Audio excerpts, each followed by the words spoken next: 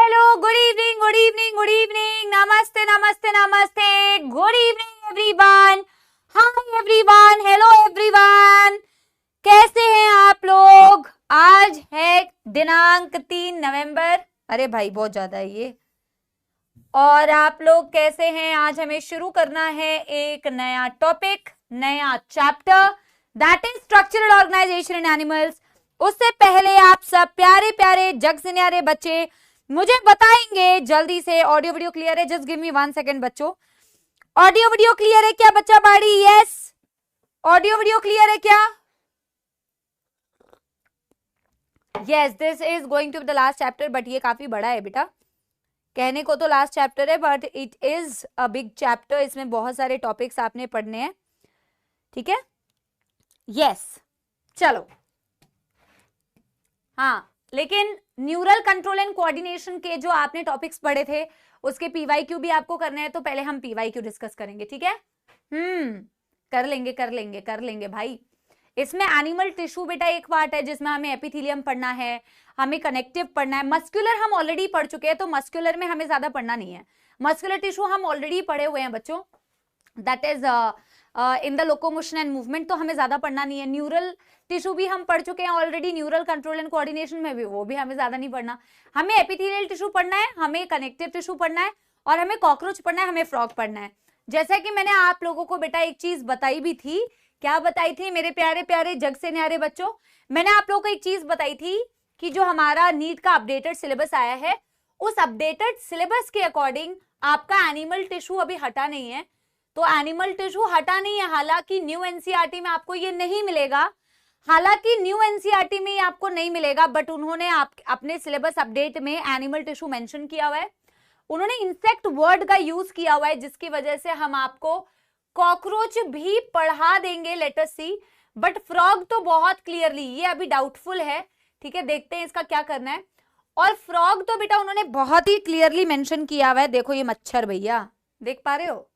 ठीक है, तो फ्रॉग तो हमें पढ़ना ही पढ़ना है। तो ये इनका थोड़ा सा बेटा क्या था ना कि इन लोगों ने जो चीज एनसीईआरटी में नहीं दी वो चीज आपके नीट के सिलेबस में दे दी है। जो चीज एनसीईआरटी में दी हुई है उसमें से कुछ कुछ कुछ कुछ हटा दिया है, बट एनीवे। हाँ, तुम्हें मच्छर दिखा नहीं ना वैसे, चलो। लेकिन हम सबसे पहले बेटा एनिमल टिश्यू से ही शुरू करेंगे, जो आपके उसमें से डिलीट भी नहीं हुआ है। लेकिन हम उससे पहले न्यूरल वाले चैप्टर में देखो पीवाईक्यूज तो अब बेटा करा फॉर्मेलिटी है, क्योंकि फॉर्मेलिटी इसीलिए क्योंकि उसमें से more than 50% of the chapter तो डिलीटेड था। तो ज्यादातर क्वेश्चन तो बेटा अगर सेंसरी स्ट्रक्चर से आए भी हुए हैं तो वो तो डिलीटेड पार्ट में है, बट जो कुछ 2-4 क्वेश्चंस हैं वो मैं आपसे डिस्कस कर लेती हूँ, आप फटाफट से आंसर बता दो, ठीक है? यस, चलो, done everybody. How is the जोश टू गेट स्टार्टेड विद बेटा first PYQ and then the last chapter of my प्यारे प्यारे जग से न्यारे अर्जुनास। मैंने तुमसे कहा था ना, देखते देखते समय बीत जाता है। अभी अभी तो मैं बेटा तुम्हें डांट रही थी कि कैसे नालायक बच्चे हैं, इनको यही समझ नहीं आ रहा कि पढ़ना कैसे है, ये भी लिखवा दो वो भी लिखवा दो, 10th का ये चैप्टर प्रोवाइड करा दो, ये कर दो। और देखो देखते देखते हम एकदम ऑलमोस्ट आखिरी पड़ाव पे पहुंच चुके हैं, है ना?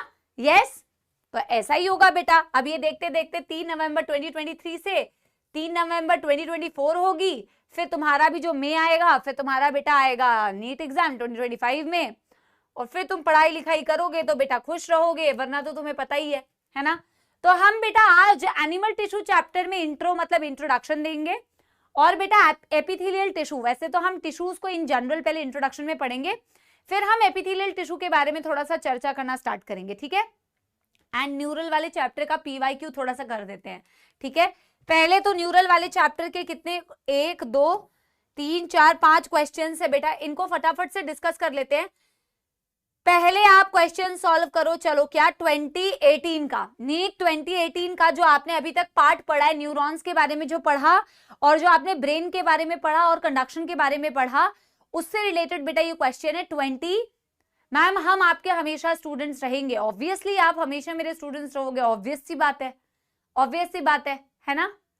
स्टूडेंट क्यों नहीं रहोगे, वो तो हमेशा रहोगे, ठीक है? कल चाय कितने लोगों ने पी बेटा? मेरे बोलने के बाद कितने लोगों ने चाय पी? बहुत सारे लोगों ने चाय पी होगी मैम के बोलने के बाद, है ना? हाँ, अभी तो 7 है, अभी खत्म थोड़ी हुआ 7, है ना। Which of the following is incorrectly matched? Medulla oblongata control respiration, cardiovascular reflex, बिल्कुल सही. Limbic system consists of fiber tract that interconnect different regions of the brain and control movement. ये बिल्कुल गलत है. क्या तुम मुझे बता सकते हो बेटा ये कौन सा बॉडी पार्ट आपका करता है स्पेसिफिकली? कौन सी जगह में ऐसे फाइबर्स होते हैं, ऐसे न्यूरॉन्स होते हैं, ऐसे ट्रैक्ट होते हैं जो इंटरकनेक्ट करते हैं आपके different regions of the brain को? कह रही है मैम मैं तो हमेशा ही पीती हूँ. हाँ ऑब्वियसली तुम्हारे लिए तो बेटा पॉसिबल है, तुम स्क्रीन के पीछे बैठे हुए हो ना, तो आराम से बैठ के चाय तो पी सकते हो. मैं तो यहाँ पे बेटा ग्रीन टी पी सकती हूँ. और मच्छर काट रहे हैं मेरे को यार, हद है, पता नहीं कहाँ से इतने मच्छर आ गए. पॉन्स करता है ये काम. Very good. Pons act as a bridge बेटा, it connects the different parts of the brain.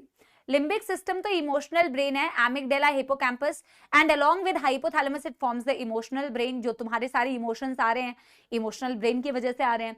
Hypothalamus production and releasing of the regulation of temperature, thirst, ठीक है. Corpus callosum connecting left and right cerebral hemisphere, correct है. 2018 में बेटा जो आपके बचे हुए टॉपिक्स है, बचे हुए टॉपिक में से ये सवाल बना था. क्वेश्चंस तो और भी आए हैं बट इस टॉपिक में से यही सवाल आया हुआ है.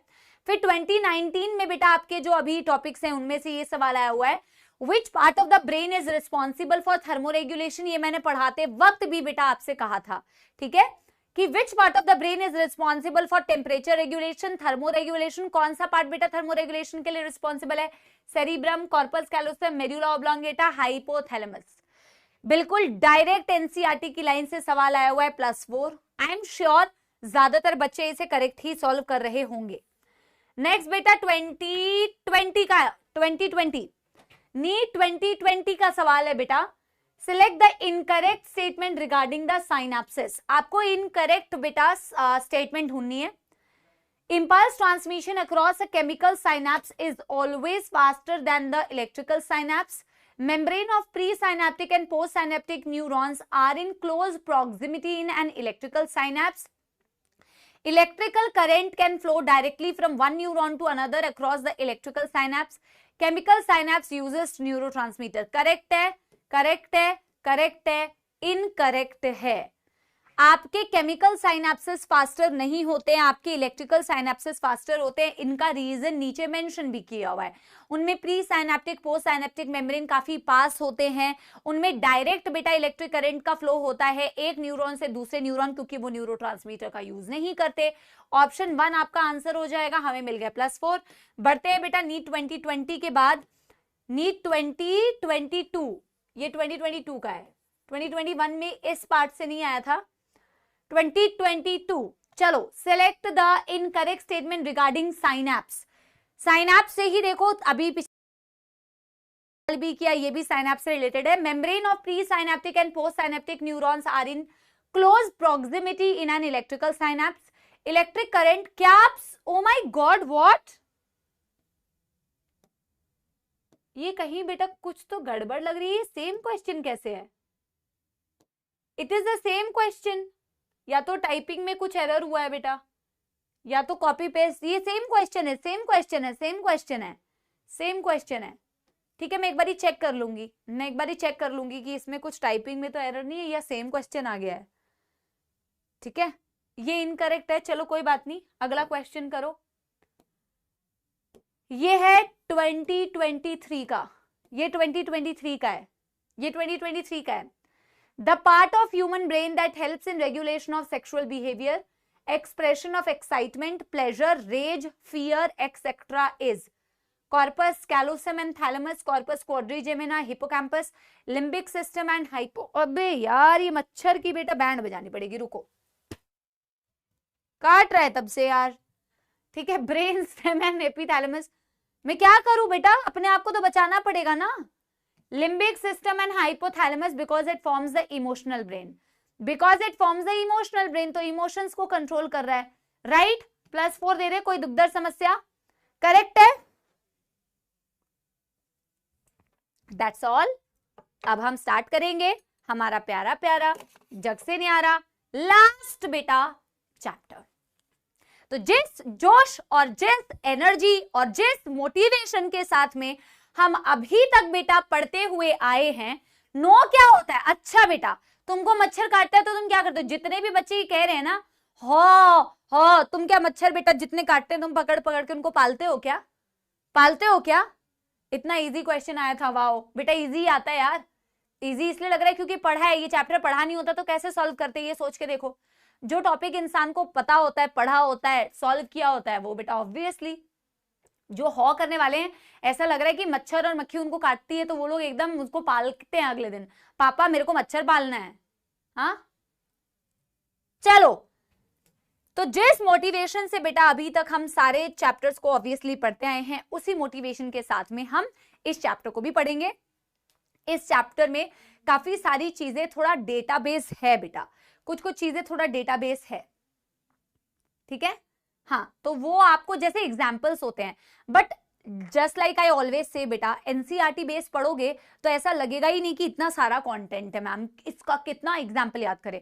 बाहर से बेटा इधर उधर से पढ़ोगे तो आपको ऑब्वियसली लगेगा कि कितने सारे एग्जाम्पल्स है, बट यू हैव टू बेटा कीप इट एनसीईआरटी बेस्ड, ठीक है। एनसीईआरटी बेस्ड आपको रखना है। तो हम बेटा हेडिंग क्या डालोगे? चैप्टर का नाम स्ट्रक्चरल ऑर्गेनाइजेशन इन एनिमल्स। आपके न्यू एनसीईआरटी में क्योंकि आपके पास बेटा एनिमल टिश्यू वाला पार्ट तो होगा नहीं, बट मैं आपको पुरानी एनसीईआरटी की ही जो स्क्रीनशॉट है वहां से एनसीईआरटी आपको दिखा दूंगी कि एनसीईआरटी ने क्या दिया हुआ है, ठीक है। तो हम बेटा स्ट्रक्चरल ऑर्गेनाइजेशन इन एनिमल्स में भी जो सबसे पहला पार्ट हम स्टार्ट करने वाले हैं that is animal tissue, that is animal tissue. अब बेटा होता ये है ना कि ये चैप्टर सबसे पहले पढ़ाया जाता है, लेकिन आपके इसमें हम लोग डाइसी थे, आपके यहाँ पे हमें बेटा अभी पता नहीं था कि ये चैप्टर हमारे बेटा नीट के सिलेबस से डिलीटेड होगा या बेटा ये सिलेबस में इंक्लूडेड होगा, अपडेट ही नहीं आया था एनटीए का। तो अब बेटा उस डाउट में हमने ये चैप्टर आपको पढ़ाया नहीं, अदरवाइज ये चैप्टर सबसे पहले पढ़ाया जाता है, ये टिश्यू वाला पार्ट सबसे पहले पढ़ाया जाता है। ये टिश्यू सबसे पहले पढ़ाने का रीजन ये है कि बेटा बॉडी में जितने भी पार्ट्स आप पढ़ते हो, जितने भी ऑर्गन्स आप पढ़ते हो, वो इन्हीं से तो मिलके बने हैं बेटा, इन्हीं टिश्यूज से मिलके बने हैं। एनिमल टिश्यू, एनिमल मतलब तुम, मैं, मच्छर, ये सारे हमने बेटा एनिमल्स ही तो पढ़े एनिमल किंगडम में। याद करो बेटा एनिमल किंगडम में हमने एनिमल्स की कुछ कुछ प्रॉपर्टी पढ़ी थी। क्या पढ़ी थी? हम एनिमल्स होते हैं मल्टी सेल्यूलर। हमारी बिना किसी एक्सेप्शन के आपने बेटा क्या कहा था एनिमल्स को? आपने एनिमल्स की बहुत सारी प्रॉपर्टी कही थी जिसमें आपने एक वर्ड का इस्तेमाल किया था, आपको लिखना है ये सब, कि हम सारे बिना किसी एक्सेप्शन के मल्टी सेल्यूलर होते हैं बच्चों। Yes, made up of multiple number of cells. No matter आप कितने लोअर एनिमल है या कितने हाई एंड एनिमल्स हैं। Holozoic mode of nutrition, heterotrophs होते हैं, है ना, ये सारी चीजें आपने पढ़ी थी। मल्टी सेल्यूलर वाली बात मैं यहाँ क्यों कर रही हूँ? क्योंकि मुझे यहाँ टिश्यू समझाना है, तो टिश्यू समझाना है तो मुझे सेल्स की बात करनी पड़ेगी। वी आर सपोलास, यस यस यू आर सपोलास obviously, but you are, whether you are सपोला और you are a mammal, you are an animal, right. और एनिमल्स आर मल्टी सेल्यूलर, और मल्टी सेल्यूलर एनिमल्स में बेटा हम दो कैटेगरीज में इन्हें डिवाइड करते हैं। एक आपने पढ़े थे पैराजोअन्स, एक आपने पढ़े थे मेटाजोअन्स। आप बेटा मैं ये उन बच्चों को बिल्कुल ही बेटा ऐसे जा रहा होगा जिन्होंने वो चैप्टर हमारे साथ नहीं पढ़ा एनिमल किंगडम जो हमने सबसे पहले पढ़ाया था।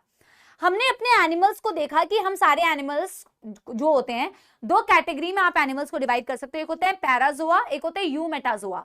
मेटाजोआ हम एनिमल्स को कह रहे हैं और metazoa is divided into parazoa and eumetazoa, true metazoa. Parazoa में पॉरीफेरा आते थे और बेटा यूमेटाजोआ में कौन आते थे? यूमेटाजोआ में सारे रेस्ट। मैं फाइलम्स के नाम वापस से आपको ना थोड़ा याद दिलाती हूँ। पॉरीफेरा, सीलेंट्रेटा जिसको निडेरिया बोलते हैं, फिर हम पढ़ते हैं ctenophora, platyhelminthes, aschelminthes, annelida, arthropoda, mollusca, echinodermata, hemichordata and chordata. इस तरीके से आपने ये सारे पढ़े, राइट बच्चों। अब चाहे मैं पॉरीफेरा उठाऊं चाहे मैं कॉर्डेटा उठाऊं, भले ही पॉरीफेरा बड़ा ही बेचारा पुराना प्रिमिटिव बेटा फाइलम है और कॉर्डेटा बड़ा ही अपग्रेडेड फाइलम है, बट ये सारे बने होते हैं किसके? ये सारे बने होते हैं मल्टीपल सेल्स के, मल्टी सेल्यूलर होते हैं एनिमल्स, और अलग अलग और भी प्रॉपर्टीज होती है। हमें क्या पढ़ना है सबसे पहले इस चैप्टर में? Animal tissues. ठीक है, हमें टिश्यूज के बारे में पढ़ना है। अच्छा, जैसे कि बेटा एक बिल्डिंग को बनाने के लिए तुम्हें काफी सारी चीजें चाहिए, तुम्हें सबसे पहले बेटा पैसे चाहिए, ठीक है। बिल्डिंग बनाने के लिए पहले बेटा जगह चाहिए, जमीन चाहिए, जमीन के लिए पैसा चाहिए, पैसा के लिए नौकरी चाहिए, नौकरी के लिए बेटा पढ़ाई चाहिए, पढ़ाई के लिए बेटा यहाँ पे पढ़ाई करनी पड़ेगी, और क्या, तब जाके ये सारा कुछ एग्जीक्यूट हो पाएगा ना।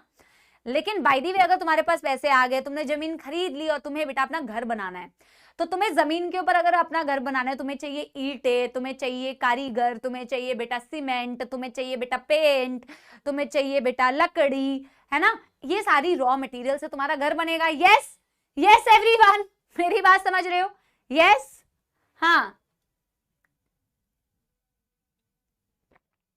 तो मेरे प्यारे प्यारे जग से न्यारे बच्चों, हाँ मेरे प्यारे प्यारे जग से न्यारे बच्चों, तुम्हें घर बनाना है, तुम्हें ये सारा मटेरियल चाहिए होगा, राइट। वैसे ही जब तुम्हें अपनी बॉडी बनानी है, बॉडी में तुम्हारे पास, तुम्हारी जो बॉडी है वो ऑफ कोर्स तुम मल्टी सेलुलर तो हो, लेकिन तुम्हारी बॉडी में अलग अलग टाइप के टिश्यूज हैं। टिश्यूज से मिलके ही तुम्हारे अलग अलग बॉडी के पार्ट्स बने हैं, जिन टिश्यूज के बारे में हम पढ़ने वाले। बट टिश्यूज होते क्या हैं बॉडी में? जैसे मैंने बोला घर को बनाने के लिए तुमको अलग अलग चीजें चाहिए थी, वैसे ही बॉडी पार्ट्स को बनाने के लिए तुम्हें अलग अलग टिश्यूज की रिक्वायरमेंट थी। लेकिन टिश्यू क्या होते हैं, है ना? What are tissue? टिश्यू क्या होते हैं? तो टिश्यू को हम कैसे डिफाइन करते हैं बच्चों? What are tissues? What are tissues? पहले मैं आपको टिश्यू की डेफिनेशन बता देती हूं। As per NCERT, group of similar cells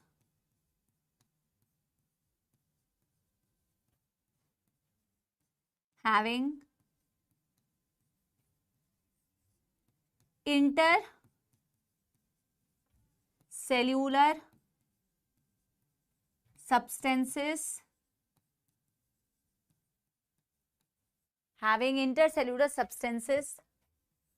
called as matrix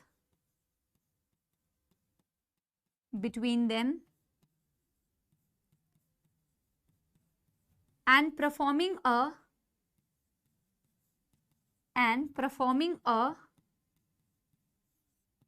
specific function,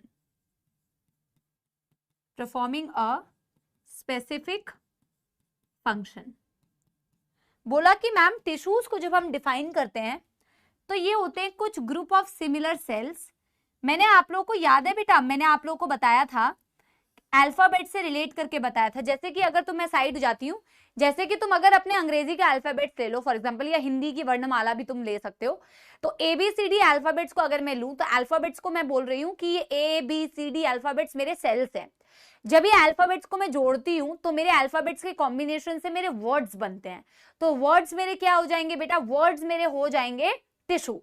जैसे सेल्स के कॉम्बिनेशन से बनते हैं टिश्यू, फिर वर्ड्स को कंबाइन करते हो तो सेंटेंसेस बनते हैं। तो वैसे टिश्यूज को बेटा ऑर्गेनाइज कर दोगे तो ऑर्गन्स बन जाते हैं, फिर बेटा सेंटेंसेस को ऑर्गेनाइज कर दोगे तो पैराग्राफ बन जाएंगे, यानी ऑर्गन्स को ऑर्गेनाइज कर दोगे तो ऑर्गन सिस्टम बन जाएगा। बिल्कुल इसी तरीके से बेटा आपके बॉडी में सेल्स इंडिविजुअल होंगे तो सिर्फ सेल्स हैं, वो बेटा ऑर्गेनाइज हो जाएं तो टिश्यू बना लेंगे। टिश्यू आपस में बेटा दो टिश्यूज अगर काम कर रहे तो ऑर्गन बन जाएगा, ऑर्गन से बेटा ऑर्गन सिस्टम बन जाएगा, ऑर्गन सिस्टम ऑर्गेनिज्म। मेरी बात समझ रहे हो? Yes everyone, yes everyone.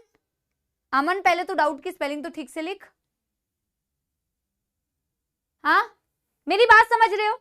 हम बोलते हैं टिश्यूज को बच्चों group of similar sales, group of similar sales, और ऐसे सिमिलर सेल्स बेटा जिनके बीच में क्या होता है?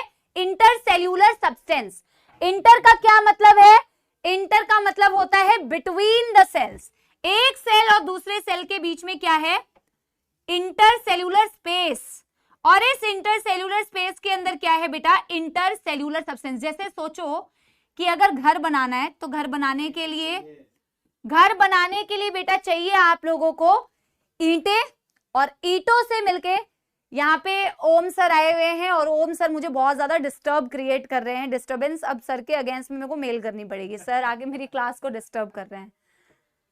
तो तुम्हारी गाड़ी टूट गई है इसलिए बता रहा हूँ सर एक्चुअली बिना मेरे से पूछे सर मेरी गाड़ी को लेके चले गए थे और सर उसको वहीं पे आके मुझे परेशान करने की कोशिश कर रहे हैं, ये झूठ बोल के कि मेरी गाड़ी को सर ने ठोक दिया है। वैसे मेरे को सर पे पूरा कॉन्फिडेंस है कि सर ऐसा कर सकते हैं सर की स्किल्स को देख के, बट वो मुझे बाद में जाके पता चलेगा कि क्या असलियत में हुआ है।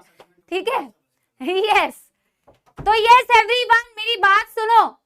हाँ सुनो मेरी बात। तुम्हें बेटा एक बात बताओ बेटा, तुम्हें सबसे मिलना है, तुम्हें एंटरटेनमेंट चाहिए ना, तुम्हें सबसे मिलना होता है। जो आ जाए युगल से मिला दो मैम, मैम गिरीश से मिला दो मैम, मैम ओम सर आए तो ओम सर से मिला दो मैम। हाँ, कॉमन ओरिजिन वाली बात मैंने इसलिए नहीं लिखी क्योंकि वो एनसीईआरटी में दिया नहीं हुआ है ना। हाँ सुनो मेरी बात, यस एवरीवन, सुनो सुनो सुनो। जैसे बेटा घर, अब मेरी बेटा पढ़ाई पढ़ाई, सर चले गए, सर चले गए, सर वापस चले गए। सुनो मेरी बात। हाँ, जैसे बेटा घर बनाने के लिए मैं तुम्हें एक एग्जांपल से समझा सकती हूँ। जैसे दीवार बनाने के लिए, दीवार में हमने ईंटें लगाई ना, ईंटों को तुम मानो कि ईंटें हैं तुम्हारी सेल्स, ठीक है, ईंटें हैं तुम्हारी सेल्स। ईंटों को फिक्स करने के लिए तुम्हें क्या चाहिए होता है बेटा, सीमेंट चाहिए होता है। तो ईंटों के बीच बीच में बेटा सीमेंट लगा होता है। वैसे ही तुम टिश्यूज को बोलते हो कुछ ऐसे group of similar sales. Similar का मतलब बेटा ये नहीं होता कि टू कॉपी, सिमिलर का मतलब ये नहीं एग्जैक्टली एक जैसे, जैसे हम लोग भी तो सिमिलर है ना, तुम मैं सिमिलर है ना, बस तुम्हारा ये हो सकता है खाली हो, वो अलग बात है। ठीक है, हमारे मेरे भी दो हाथ है, तुम्हारे भी दो हाथ है, पैर है, मतलब ये सिमिलैरिटी। सिमिलैरिटी का ये मतलब नहीं होता टू कॉपी, एकदम एग्जैक्ट कॉपी नहीं होता। सिमिलर का मतलब, मेरी बात समझ रहे हो? यस एवरीवन, ठीक है। तो ग्रुप ऑफ सिमिलर सेल्स, और इन सेल्स के बीच बीच में स्पेस होती है, इंटर सेल्यूलर स्पेस बोलते हैं। इंटर का मतलब बिटवीन, सेल्यूलर मतलब सेल्स, बिटवीन सेल आपके स्पेस होता है, जिस स्पेस के अंदर बेटा क्या भरा हुआ होता है, मैट्रिक्स भरा होता है। जिस स्पेस के अंदर क्या भरा होता है, मैट्रिक्स भरा होता है, उसको इंटरसेल्यूलर सब्सटेंस बोलते हैं या मैट्रिक्स बोलते हैं। मैं आपको वैसे एनसीईआरटी में दिया नहीं हुआ है कि मैट्रिक्स किसकी बनी है, शायद नहीं दिया है, मैं लिखवा दूंगी, ठीक है, कि ये मैट्रिक्स किसकी बनी है। जैसे तुम्हारी ईंटों के बीच में सीमेंट है, वैसे ही सेल्स के बीच में जो स्पेस है उसके अंदर भी कुछ भरा हुआ है जिसे बोलते हैं इंटरसेल्यूलर मैट्रिक्स। ठीक है, तो ग्रुप ऑफ सिमिलर सेल्स का मतलब तो समझ में आ गया, ग्रुप ऑफ सिमिलर सेल्स का मतलब तो समझ में आ गया, और इंटरसेल्यूलर सब्सटेंस का मतलब भी समझ में आ गया, जिसे हम क्या बोलते हैं, जिसे हम बोलते हैं मैट्रिक्स। और क्या बोला, परफॉर्मिंग अ स्पेसिफिक फंक्शन। हर एक टिश्यू का एक स्पेसिफिक कार्य होता है। जब मैं आपको सारे टिश्यूज के बारे में बताऊंगी तो आप देखोगे हर एक टिश्यू का एक स्पेसिफिक फंक्शन है। तुम्हारे घर में अगर छत है तो उसका अपना एक फंक्शन है, तुम्हारे घर में अगर लिफ्ट लगी है तो उसका अलग एक फंक्शन है, तुम्हारे घर में अगर दीवार है तो उसका अपना एक फंक्शन है। एग्जैक्टली वैसे समझ सकते हो। तो हर एक टिश्यू, पहले ना मैं बेटा ओरिजिन वाली बात भी कहती थी, बट एनसीईआरटी में ओरिजिन, कॉमन ओरिजिन लिखा नहीं हुआ है ना। So your tissue can be best defined as group of similar cells having a specific function, जो मैं आपको अभी डिफाइन करके बताऊंगी, जो मैं अभी आपको बताऊंगी कि स्पेसिफिक फंक्शन का क्या मतलब है, ठीक है। एंड हैविंग इंटरसेल्यूलर स्पेस, जिस स्पेस के अंदर भरा हुआ होता है जो सब्सटेंस, उसे इंटरसेल्यूलर सब्सटेंस या मैट्रिक्स भी कह सकते हो। क्या सब लोगों को समझ में आ गया? Done done done done. एक बेटा वरदान कह रहे घर में लिफ्ट ना भाई, ओ भाई ब्रो, उसके लिए क्या चाहिए, पैसा। उतनी तक सोच पहुंचनी भी तो चाहिए, तेरी सोच ही नहीं पहुंचेगी तो कैसे लेगा बेटा, है ना। तो वहां तक सोच, जरूर एक दिन लिफ्ट वाला घर बेटा तू भी लेगा, मैं भी लूंगी, ठीक है। हाँ, मिलकर लिफ्ट वाले घर लेंगे बेटा, पहले सोचते हैं, मैनिफेस्ट करते हैं, फिर लिफ्ट वाला घर लेते हैं, ठीक है। चलो, सोचेगा नहीं तो कैसे बेटा, सोचना पड़ेगा ना, पहले सोचने का फिर उसको अचीव करने का, ठीक है ना। मैं आपको मैट्रिक्स किसकी बनी होती है ये मैं बता देती हूं, वैसे एनसीईआरटी में शायद दिया नहीं है। So this matrix is made up of बेटा पॉलीसैकेराइड्स, इसे बोलते हैं म्यूकोपॉलीसैकेराइड्स, यानी कार्बोहाइड्रेट्स के एक फॉर्म, एंड ग्लाइकोप्रोटीन्स, इसकी बनी हुई होती है बेटा मैट्रिक्स, ठीक है। हाँ, अरे घर के अंदर, अरे नलायको कुछ तो बेटा बड़ा सोचो, तुम भी ना नलायक ही रहोगे। कह रहे मैम फ्लैट में तो लिफ्ट होती है। अरे भाई फ्लैट की लिफ्ट अलग है, वो तो सोसाइटी की लिफ्ट है ना।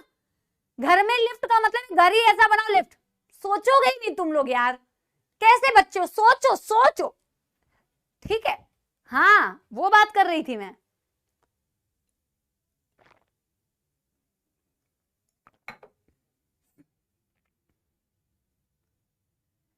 चलो done done done done.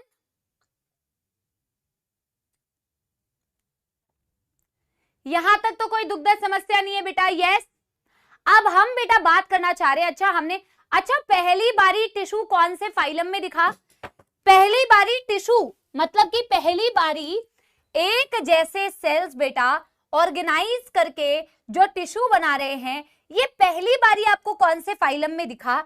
It was first time seen in, it was first time बेटा टिश्यू किस में दिखा था आपको? सीलेंट्रेटा फाइलम में, याद आ रहा है?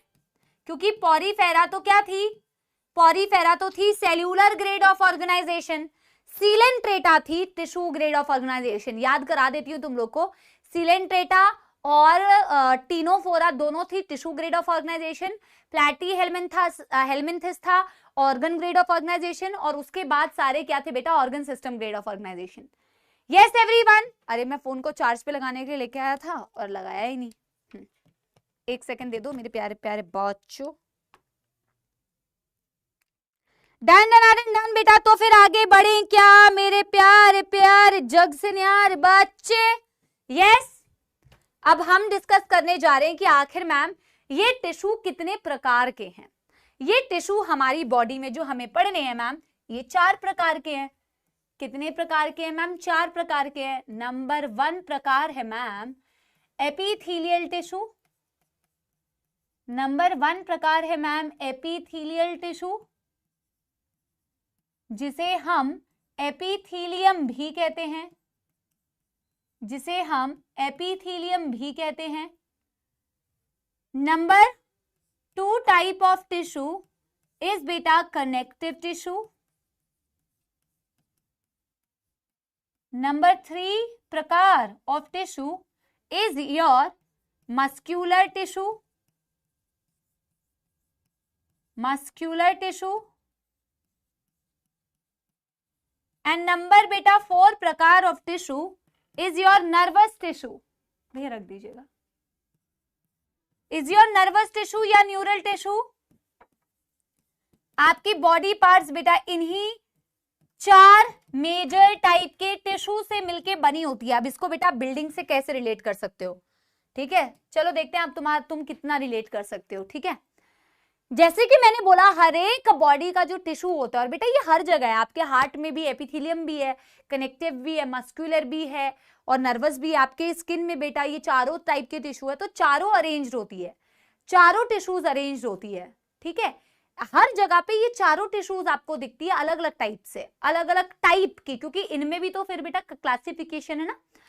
अब अगर मैं बिल्डिंग से रिलेट करना चाहूं तो मैं इन चारों टिश्यू को बिल्डिंग से रिलेट कर सकती हूँ। जैसे हमारी बॉडी इन चारों टिश्यू की बनी है, वैसे बेटा बिल्डिंग भी इन चारों टिश्यू से कैसे रिलेट कर सकते हैं? जैसे कि अगर मैं एपिथेलियल टिश्यू का काम बताऊं, वैसे तो एपिथेलियम भी बेटा फर्दर बहुत सारे टाइप्स में डिवाइडेड होती है, आप आगे देखोगे।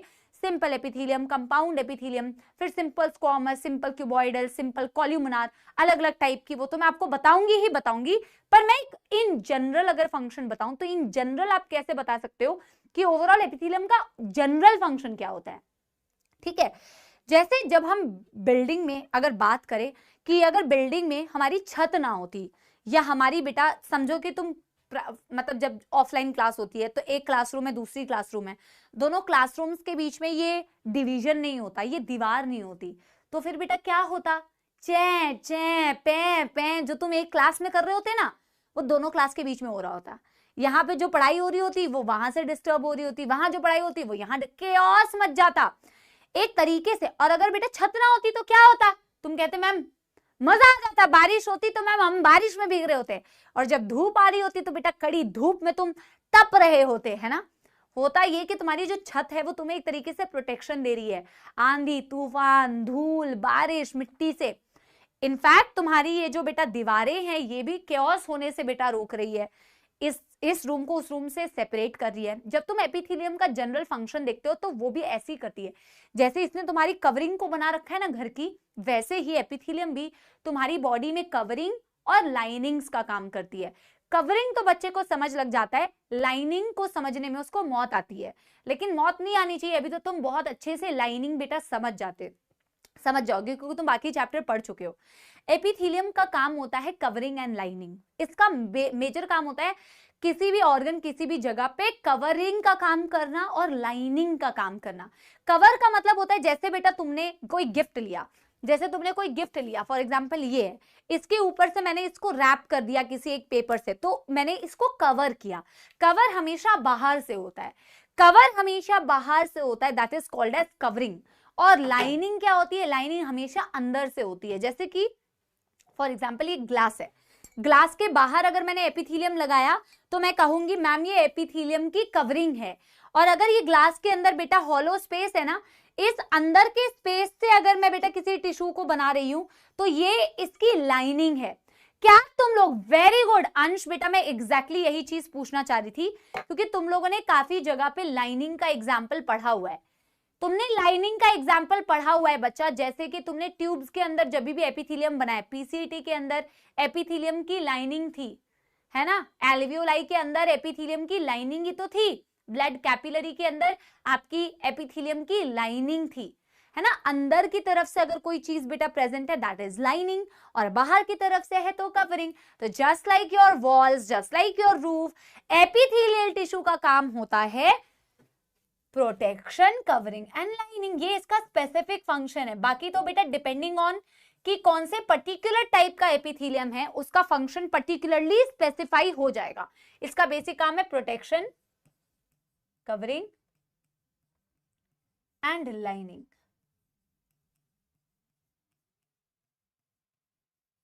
ठीक है, अब बात करते हैं बेटा कनेक्टिव टिश्यू की। कनेक्टिव टिश्यू भाई साहब क्या कर रहे होते हैं? जब कोई बिल्डिंग बनती है तो तुमने बेटा बिल्डिंग बनते वक्त अगर कभी देखा हो, तो बिल्डिंग का ढांचा पहले बनता है, और ढांचे में क्या होता है, बहुत सारी ऐसे रॉड्स लगी होती है कि नहीं, रॉड्स लगी होती है। पहले आप एक ढांचा तैयार करते हो, उस ढांचे के ऊपर फिर बिल्डिंग बनती है। तो आप देखोगे कॉर्नर पे पिलर्स या रॉड्स लगी होती हैं। कनेक्टिव टिश्यू का बेसिक काम यही होता है। बेसिक काम ऑफ कोर्स ये कनेक्ट तो करती है, पर ये सपोर्ट और लिंकेज का काम कर रही है, सपोर्ट देती है आपकी बॉडी के अंदर। बेटा आपने अभी तक बहुत सारे बेटा चैप्टर्स में कनेक्टिव टिश्यू पढ़े हैं। जैसे आपने ब्लड को भी कनेक्टिव टिश्यू बोला था, आपने बोन्स को भी कनेक्टिव टिश्यू बोला था, आपने कार्टिलेज को भी कनेक्टिव टिश्यू बोला था। बोन्स और कार्टिलेज ना होते आपकी बॉडी का ढांचा कौन बनाता? आपके बॉडी का बेटा स्केलेटल सिस्टम ना होता तो बॉडी कैसे होती? ऐसे ऐसे लचीली हो जाती। हाँ यानी कैसे चल रहे होते? हाँ भाई आज हम क्या पढ़ेंगे, ठीक है, ये पूरी बॉडी बेटा ऐसे भाई तरीके से ढांचा बनाया हुआ है। यस एवरीवन, तो वो ढांचा सपोर्ट और लिंकेज का काम, और लिंकेज तो कर ही रही है। ब्लड देखो ना हर चीज को कैसे लिंक कर रही है। सो बेसिक काम इज बेटा सपोर्ट एंड लिंकेज। मैम पागल होगी ऐसा लग रहा है ना। सपोर्ट एंड लिंकेज का काम होता है आपके कनेक्टिव टिश्यू का। जब हम एग्जांपल्स पढ़ेंगे तो आपको समझ में भी आएगा। फिलहाल हम ऐसे लिख देते ज़ॉम्बी जैसा, एक बच्चा बोल रहा है हम ज़ॉम्बी जैसे हो जाते। इसका बेसिक फंक्शन हो गया सपोर्ट एंड लिंकेज। बाकी तो बेटा आप चैप्टर ही इतना डिटेल में पढ़ चुके हो कि तुम्हें समझ में आ जाएगा, है ना। मस्कुलर टिश्यू और नर्वस टिश्यू, तो वैसे तो तुम्हें बिल्डिंग से रिलेट करने की जरूरत नहीं है क्योंकि तुम चैप्टर्स ही पढ़ चुके हो तो तुम्हें पता ही है। मस्कुलर टिश्यू क्या करता है बेटा? तुम्हारी बोन्स के साथ हेल्प मिलके तुम्हारी लोकोमोशन में और मूवमेंट में हेल्प करता है। और नर्वस टिश्यू बेटा क्या करता है? बॉडी के अंदर यार जो भी काम मैं कर पा रही हूँ, जो मैं बोल रही हूँ, वो मैं कैसे बोल रही हूँ, कैसे समझ रही हूँ, तुम कैसे समझ रहे हो, तुम कैसे एग्जीक्यूट कर रहे हो, मैं ऐसे ही क्यों मूव कर रही हूँ, मेरी मूवमेंट इतनी प्रॉपरली कैसे आ रही है, मैं जो बोल रही हूँ मेरे हैंड मूवमेंट के साथ में कैसे कोऑर्डिनेटेड है, because of my neural system. तुम बिल्डिंग से भी रिलेट कर सकते हो भाई। अगर बिल्डिंग में लिफ्ट होती तो लिफ्ट तुम्हारी लोकोमोशन का काम करती। हालांकि ऐसे ही रिलेट कर सकते हो कि लिफ्ट है एक जगह से दूसरी जगह तुम्हें लेके जाने में हेल्प कर रही है, तो वो एक मस्कुलर टिश्यू की तरह काम कर रही है। न्यूरल टिश्यू क्या होता है? जैसे कि तुम्हारी क्लासरूम का तुम्हारा टीचर, वो अगर ना हो तो बेटा बॉडी में क्या बोल रही हूँ, जैसे नर्वस टिश्यू कोऑर्डिनेशन कर रहा है, अगर वो ना हो तो प्रॉपर कोऑर्डिनेटेड एक्टिविटी नहीं हो पाएगी। वैसे ही तुम्हारी क्लासरूम में अगर टीचर ना हो तो भैया तुम्हारी तो बल्ले बल्ले शाबा शाबा, ओ पाजी छुट्टी, है ना, कितनी खुशी होती है ना। पता नहीं तुम में से कितने बच्चे स्कूल जाते हैं कि नहीं, टीचर नहीं आता है ना और एक सब्स्टिट्यूट टीचर लग जाता है, तो भाई तुम्हें तो सब्स्टिट्यूट टीचर से ही मौज आ जाती है। तुम्हें तो क्या बोलते हैं ये टीचर, तुम्हें तो टीचर एब्सेंट छोड़ो कि टीचर एब्सेंट, तुम्हें सब्स्टिट्यूट टीचर लगे तो ही खुशी, आज पढ़ना नहीं पड़ेगा, है ना।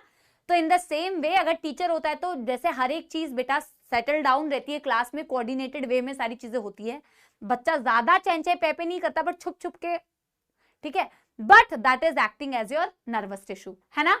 तो मस्कुलर टिश्यू क्या कर रहा है बेटा, locomotion and movement, locomotion and movement, ये इसका स्पेसिफिक फंक्शन है।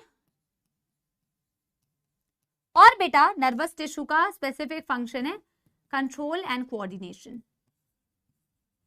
क्या बात है, क्या आप लोगों को मेरी बात बेटा, छोटी सी प्यारी सी जग से न्यारी सी बात समझ लग गई? Yes everyone, done done done done. Ma'am teacher के एब्सेंट की खुशी अलग ही होती है सच्ची। इससे भी ज्यादा खुशी कब होती है, एनुअल फंक्शन के टाइम पे। एनुअल फंक्शन के टाइम पे तो भैया लड़कियों के अपने अलग ही बेटा शौक होते हैं। जिन लोगों ने पार्टिसिपेट कर लिया ना उनके तो भाव ही बढ़ जाते हैं, है ना।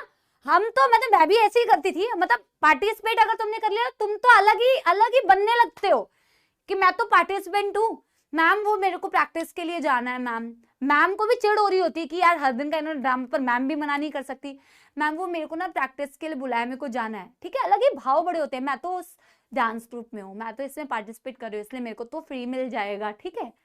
तो एनुअल फंक्शन में तो अलग ही उन लोगों के भाव बड़े होते हैं जिन्होंने पार्टिसिपेट किया होता है किसी चीज में, सच्ची बताओ, है ना, है ना। ऐसा लगता है कि नॉर्मल लोग तो, बाकी सारे लोग एकदम तुच्छ हैं, उनसे बात ही नहीं कर सकते हम तो हाई फाई बन गए एकदम से एक, है ना, सच बताओ। और होता क्या है, हम वेट कर रहे होते हैं कि अरे सेकंड पीरियड में तो इसने कहा था प्रैक्टिस होगी, कोई तो बुलाने आएगा, फिर देखते हो आपकी दो सहेलियां आई हैं, मैम वो सुकृति को और नंदिनी को ना वो मैम बुला रही हैं प्रैक्टिस के लिए, मैम उनको प्लीज भेज दीजिए, है ना। क्या दिन थे बेटा, वो भी क्या दिन थे सच्ची में, but it was fun, it was fun. तो मैं कभी कभी मीम भी देखती हूँ तो इन पे बड़ी मीम्स बनती है ना। टीचर जो तैयार कर रही होती है ना बच्चों को, उनके पास एक ही फाउंडेशन होता है, कोई फर्क नहीं पड़ता है कि अकॉर्डिंग टू द शेड हमें फाउंडेशन यूज करना है, सबके ऊपर एक ही चिपका दिया बेटा फाउंडेशन, सबके ऊपर सेम फाउंडेशन चिपका दिया, सबके गाल एक जैसे लाल कर दिए, सबको एक जैसा बना दिया। हमारे साथ भी होता था, अब इतने बेटा शेड के फाउंडेशन थोड़ी लेके आएंगे, सब एक जैसे लग रहे होते हैं, इससे फर्क नहीं पड़ता है तुम्हारा शेड क्या है, तुम एक ही वही फाउंडेशन, तुम्हें भी उसी में खुशी मिल रही होती है, मजे आ रहे होते हैं उसी में, ठीक है ना। चलो पढ़ते हैं बेटा, सबसे पहले पढ़ते हैं एपिथेलियल टिश्यू के बारे में। एनुअल फंक्शंस के मजे ही अलग होते थे यार। Those were the days, really missing those days. Imagine how much I miss them. So my school time was one of the best times of my life. I do not even miss my master's days or my college days that much. College days so I do not miss at all. बहुत rare. Masters के दिन भी I don't miss. I miss my school days like so much. I've enjoyed my school. I have done so many things in my school that I miss. बहुत, मेरे को बचपन की भी बहुत सारी मेमोरीज मुझे याद है कि मैं क्या बताऊं, बहुत याद आती है मुझे स्कूल की, बहुत याद आती है। मैंने तुम्हें बर्गर वाली स्टोरी बताई थी ना, तुम्हें बताई थी कि लक्ष्य वाले को बताई थी कि 6 रुपए इकट्ठे करके हमने एक बर्गर खाई थी बेटा। दोज वर द डेज, है ना। पहला टिश्यू बेटा जो हमें पढ़ना है, हेडिंग डालो अब बेटा। बहुत सारी स्टोरी मैंने तुम्हें बताई, अब आने वाली क्लासेस में तुम्हें और स्टोरी बताऊंगी। तुम्हें नहीं बताई है, तुम्हें ही बताई है, हाँ।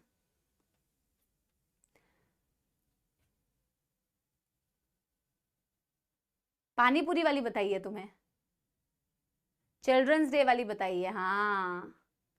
चलो तुम्हें बताऊंगी वो वाली स्टोरी, ठीक है, बताऊंगी। चलो एपिथेलियल टिश्यू बेटा सबसे पहले पढ़ते हैं, ठीक है। एपिथेलियल टिश्यू पढ़ते हैं सबसे पहले। चलो बातें होती रहेंगी। एपिथेलियल टिश्यूज पढ़ते हैं बेटा सबसे पहले। एपिथेलियल टिश्यू का मतलब क्या होता है? एपी मतलब अपॉन, ठीक है, एपी मतलब होता है अपॉन। अब मैं आपको बताती हूं इसका मतलब ऐसा क्यों है, एपिथेलियल टू रेस्ट। पहला आप बेटा, पहले तो आप ये लिखिए, these tissue always rest upon some other tissue. इसका कारण है मैं आपको बताऊंगी, and that tissue is basically a connective tissue.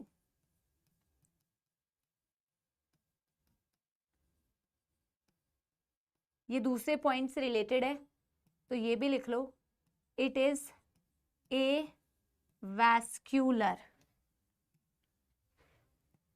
Absence,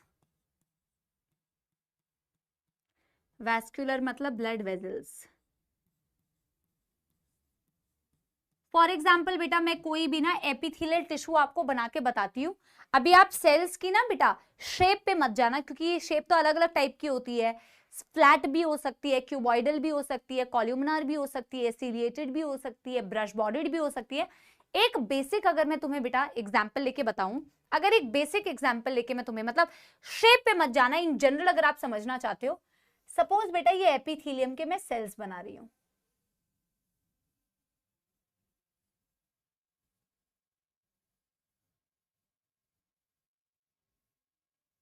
ठीक है, ये इसका न्यूक्लियस बना देती हूं।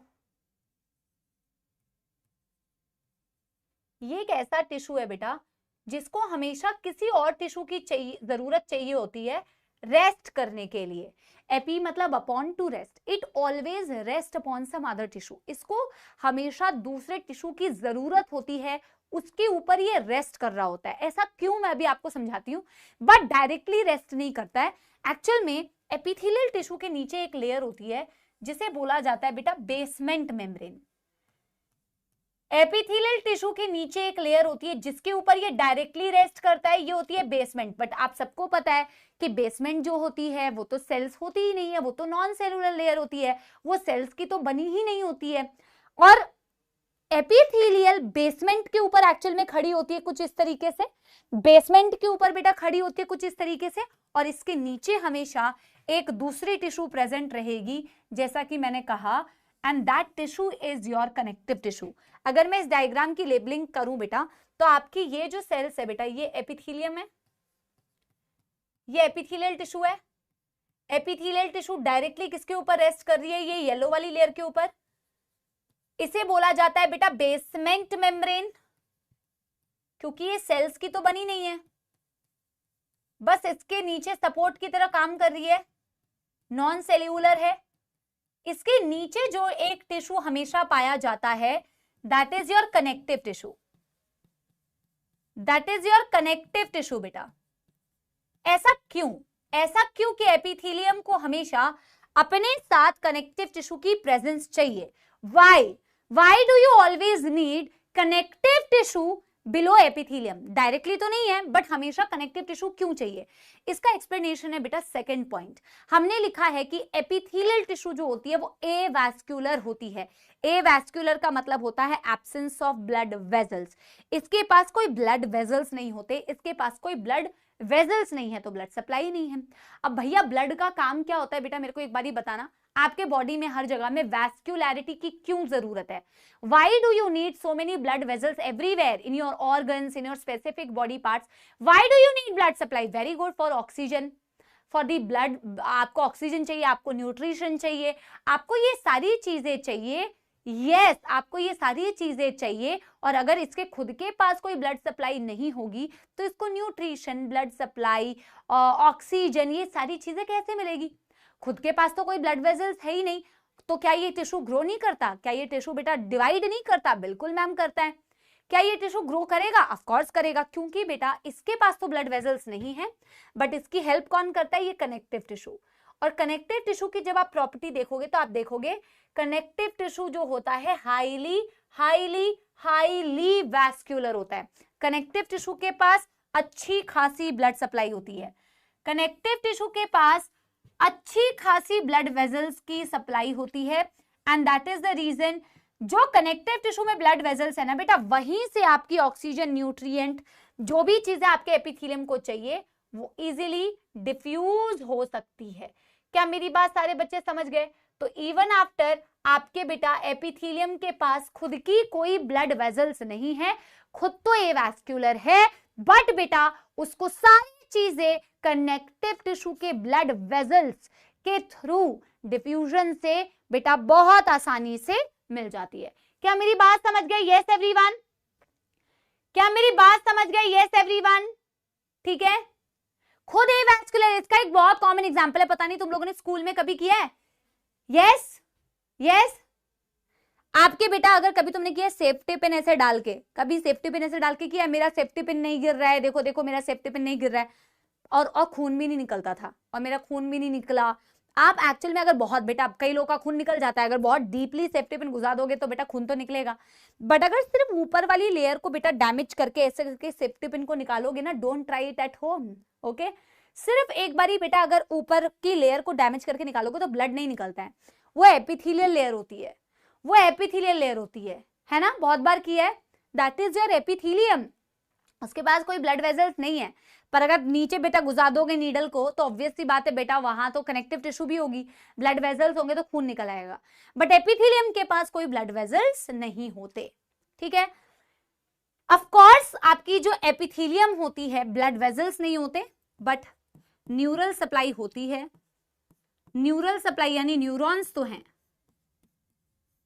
बट ब्लड वेजल्स नहीं है। एक बहुत इंपॉर्टेंट बात, highest regeneration power, highest regeneration power, highest regeneration power, बेटा ये भी तुमने बहुत कॉमनली ऑब्जर्व किया होगा, है ना, ये भी तुमने बहुत कॉमनली ट्राई किया होगा, बोल रही हूं, ऑब्जर्व किया होगा। आपकी स्किन बेटा आप देखते हो आपकी एपिथेलियम कितनी बार निकल जाती है, यस यस, अभी भी करते हैं और छोटे बच्चों को भी दिखाते हैं मैम, हाँ, और ये स्किन निकल जाती है वापस आ जाती है, निकल जाती है वापस आ जाती है, क्योंकि एपिथेलियल टिश्यू के पास बहुत अच्छी रीजनरेशन पावर होती है।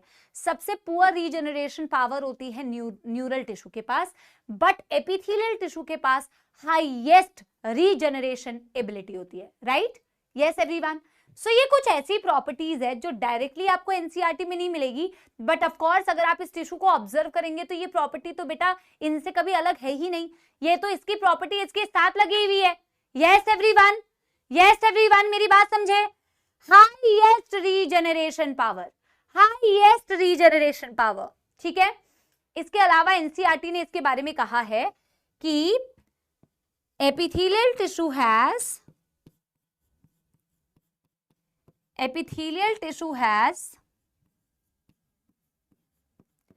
compactly packed cells, compactly packed cells with little intercellular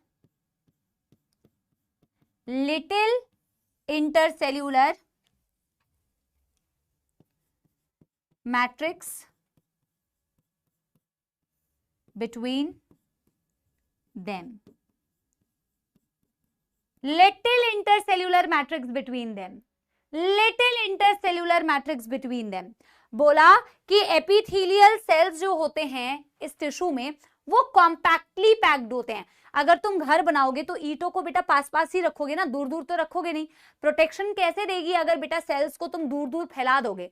तो इसके जो सेल्स होते हैं कॉम्पैक्टली पैक्ड होते हैं, मतलब पास पास होते हैं, बट इनके बीच का स्पेस जो है वो ज्यादा नहीं होता, और स्पेस ज्यादा नहीं है यानी मैट्रिक्स भी ज्यादा नहीं होती। और ये पॉइंट आपको याद रखना है बेटा, इन सेंटेंसेस से क्वेश्चन बन जाता है, क्योंकि कनेक्टिव टिश्यू जब मैं आगे आपको पढ़ाऊंगी तो आप देखोगे कनेक्टिव टिश्यू में मैट्रिक्स बहुत ज्यादा होता है, कनेक्टिव टिश्यू का मैट्रिक्स बहुत ज्यादा होता है, जबकि इसका मैट्रिक्स बहुत कम होता है। इसके सेल्स कॉम्पैक्टली पैक्ड है, इनमें मैट्रिक्स बहुत ही कम,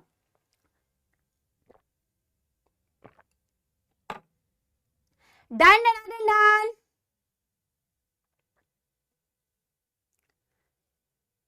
डन डन डन बेटा जी। जब आप लोग का हो जाए तो एक थम्स अप दे देना बेटा। एनसीईआरटी से पहले यहां तक रीड करते हैं, फिर मैं आपको एपिथेलियल टिश्यू की क्लासिफिकेशन बताऊंगी, ठीक है। धन्यवाद आयशा।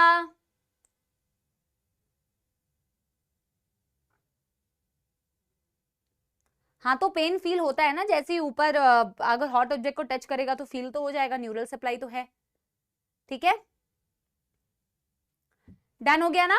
चलो तुम्हारे पास तो ये पुरानी एनसीईआरटी है नहीं, कोई दिक्कत नहीं है, ठीक है। मैं तुम्हें दिखा देती हूं कि पुरानी एनसीईआरटी में कैसे दिया होता है। In unicellular organisms, all functions like digestion, respiration, reproduction is performed by a single cell. भाई जो यूनिसेल्यूलर होगा, जिसके पास सेल ही एक है, तो सारा लोड तो बेटा सेल के ऊपर आ जाएगा और सेल को मौत आने लगेगी। खुद सोच के देखो, तुम्हारे ऊपर एक ही व्यक्ति के ऊपर सारा लोड दे दे कि पढ़ाई भी कर ले, झाड़ू भी कर ले, पोछा भी कर ले, नंबर भी ले आ, सब कुछ कर ले, तो बेटा लोड आ जाएगा। वैसे ही सिंगल सेल जिसके पास है भैया, उसके पास सारा लोड है, डाइजेशन, रेस्पिरेशन, सर्कुलेशन, सब कुछ उसी को करना पड़ रहा है।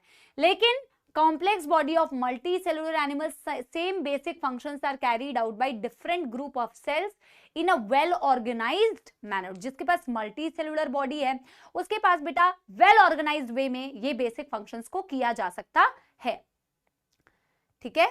yes yes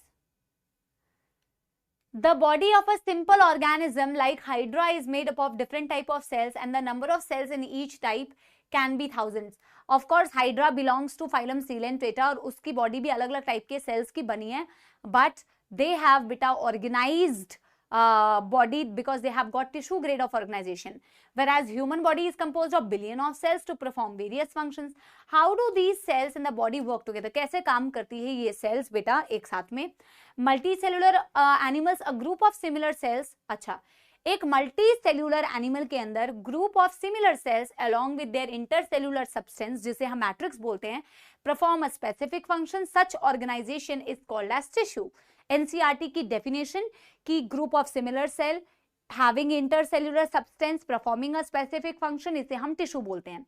एनिमल टिश्यू में हम क्या बोल रहे हैं? Structure of the cell can vary according to their function, therefore tissues are of different types and broadly classified. बोला कि इन सारे टिश्यू के अंदर मैम सेल्स का जो स्ट्रक्चर है वो वेरी कर सकता है और अकॉर्डिंगली हर एक टिश्यू का फंक्शन भी वेरी कर सकता है, जिसके अकॉर्डिंग हम टिश्यू को 4 पार्ट्स में बेटा क्लासिफाई करते हैं, एक एपिथेलियल, एक कनेक्टिव, एक मस्कुलर, एक न्यूरल टिश्यू।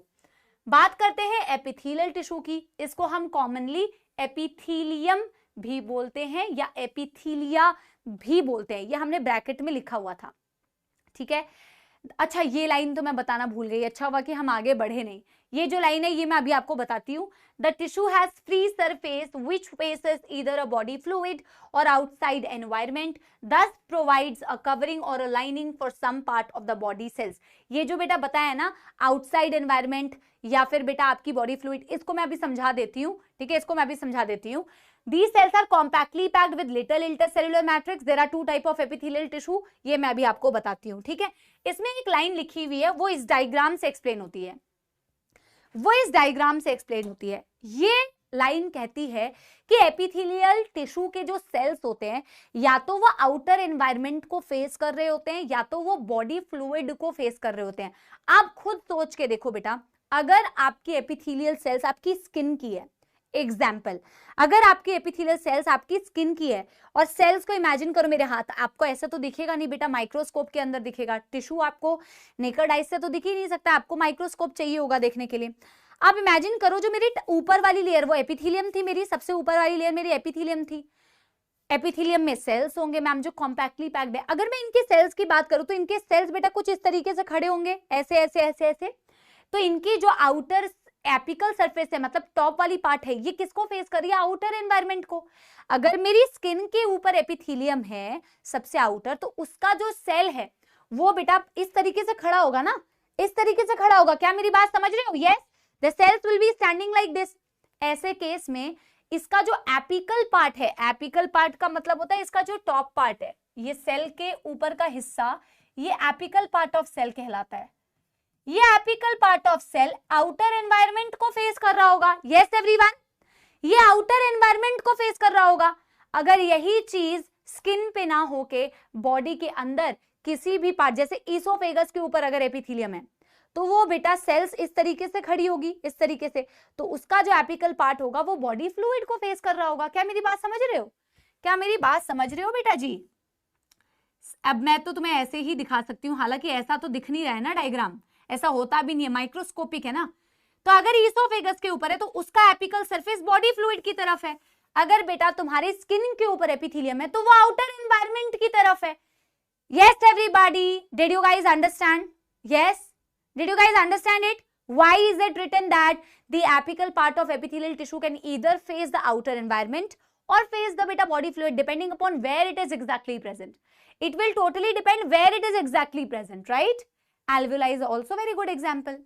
Yes, absolutely. ठीक है? And lining भी form कर सकता है, covering भी form कर सकता है, depend करता है। ठीक है, तो मैं लिख देती हूँ, यहीं पे मेरे पास जगह नहीं है, आप चाहो तो नीचे लिखो, मैं यहीं पे लिख दे रही हूँ। The cells either face outer environment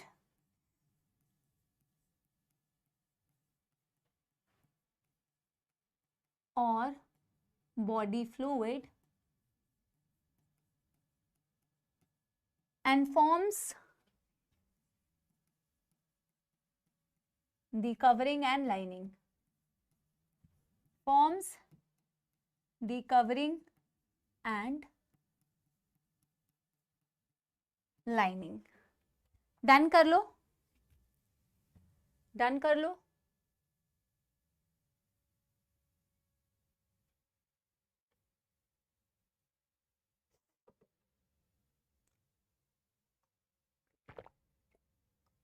दिशा बेटा, tissue has a free surface का मतलब ये वाला सरफेस फ्री है ना, ये वाला जो टिश्यू का सरफेस है ये तो बेस से अटैच है, ये वाला जो सरफेस है ये फ्री सरफेस कहला रहा है, एपिकल पार्ट। फ्री सरफेस इसे कहते हैं बेटा जी। फ्री सरफेस मतलब ऊपर वाला हिस्सा, ऊपर वाला हिस्सा फ्री है, किसी चीज से अटैच नहीं है, that is the free surface. Okay,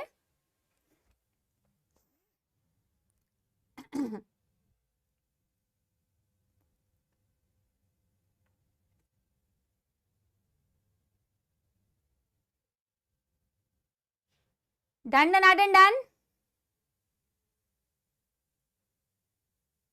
धन्यवाद Aaradhya. Yes yes yes yes,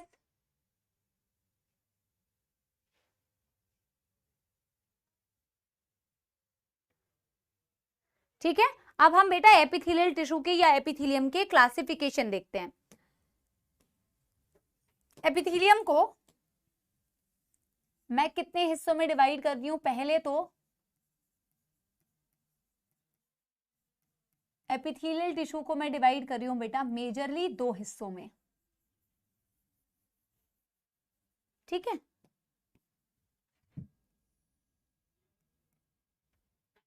एक होती है आपकी सिंपल एपिथेलियम, एक होती है आपकी कंपाउंड एपिथेलियम। एक है बच्चों जिसे बोलते हैं हम सिंपल एपिथेलियम या एपिथेलियल टिश्यू,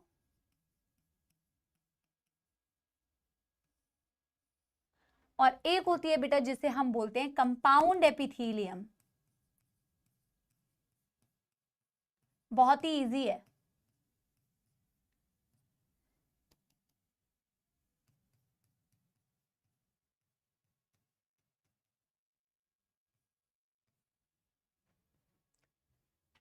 ठीक है, बहुत ही इजी है। देखो हाँ बेटा ये छोटा सा है, इसमें बहुत ज्यादा लिखना नहीं है, तो आप हाफ पेज है तो हाफ पेज में लिखो, बहुत छोटा सा है।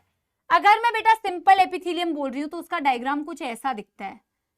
एक ऐसा बेटा एपिथेलियम जो सिर्फ सिंगल लेयर ऑफ सेल से बने, जो सिर्फ सिंगल लेयर ऑफ सेल से बने बेटा, एक सिंगल लेयर ऑफ सेल, ये आपकी बेसमेंट मेम्ब्रेन जिसके ऊपर बेटा आपकी सेल्स खड़ी है, एंड ये है आपकी सिंगल लेयर ऑफ सेल, ये है आपकी single layer of cell, this is called as simple epithelium. When it is made up of single layer of cells. और अगर मैं बेटा कंपाउंड एपिथेलियम बोल रही हूं, so this is a kind of epithelium which is made up of multicellular नहीं, multiple layer of cells. देखो actual में तो कंपाउंड एपिथेलियम का एक टाइप होता है जिसे बोलते हैं stratified epithelium, but compound epithelium की क्लासिफिकेशन एनसीईआरटी ने बहुत ही कम दी हुई है बेटा, क्या मैं बताऊं, और बहुत ही खराब तरीके से दी हुई थी, बट हमें पढ़ना बेटा एनसीईआरटी वाला ही है ना। So you have compound epithelium where I will say multi layered epithelium, and then you have beta simple epithelium where you say single layer of cell. Single layer of cells is simple epithelium, multi-layer of cell is called as compound epithelium.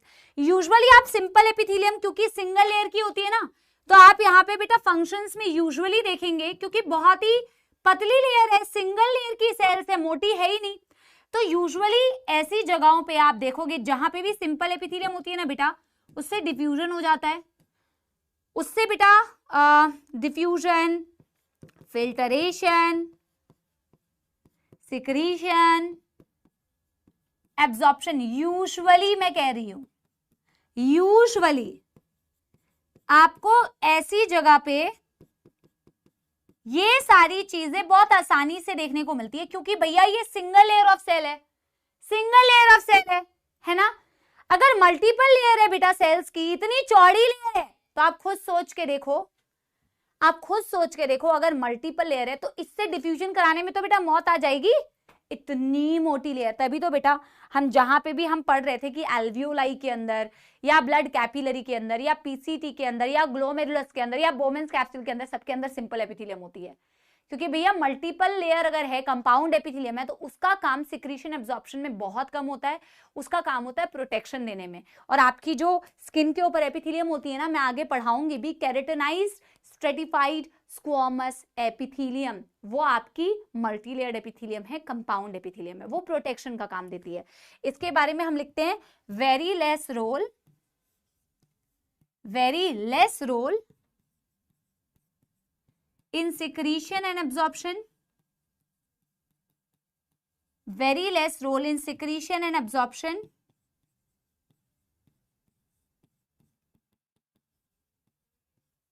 but more in protection. Done कर लो, done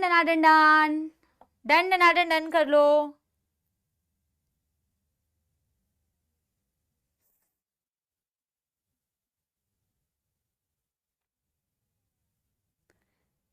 फिर बेटा हम start करेंगे simple epithelium से। हालांकि बेटा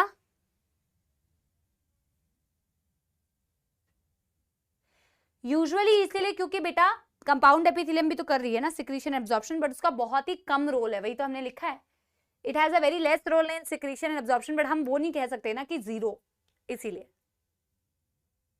ठीक है,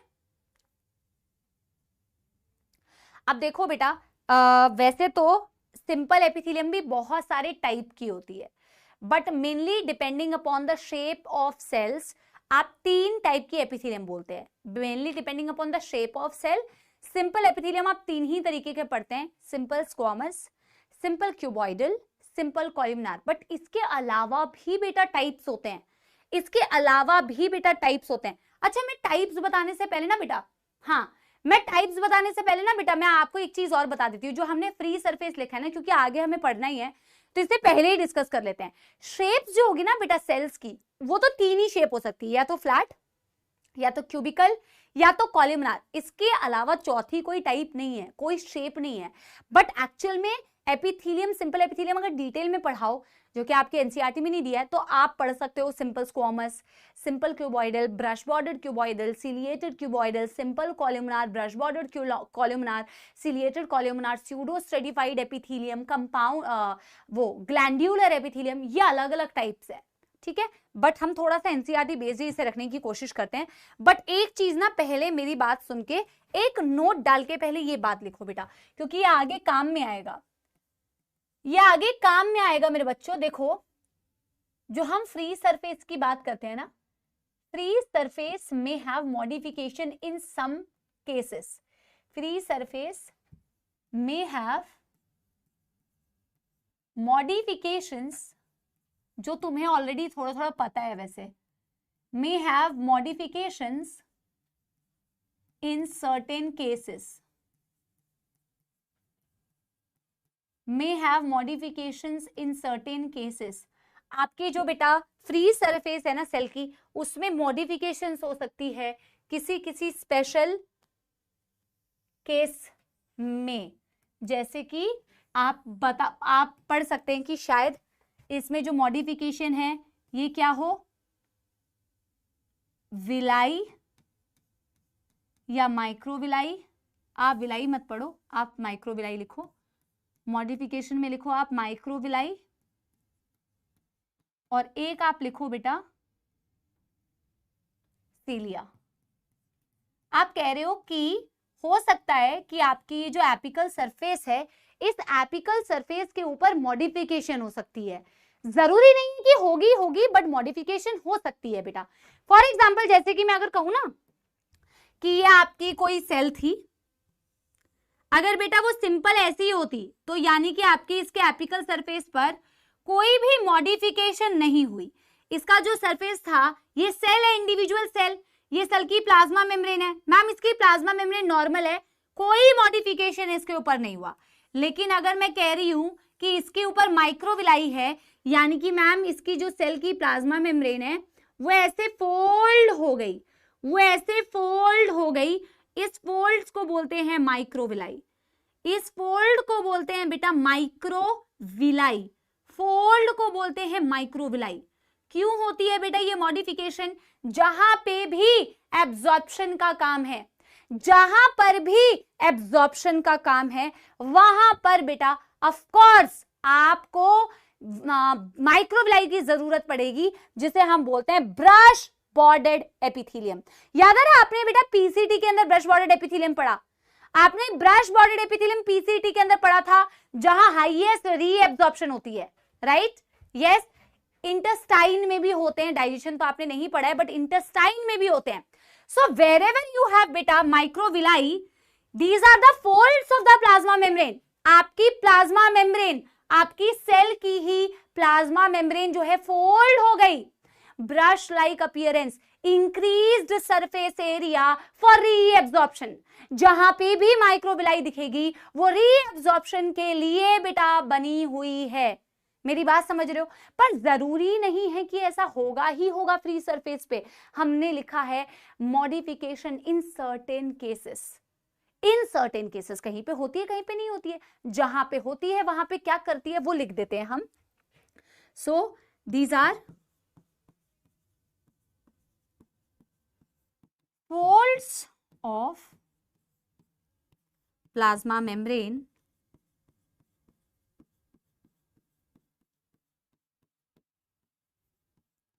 of cells to increase the surface area for reabsorption, for reabsorption। ठीक है?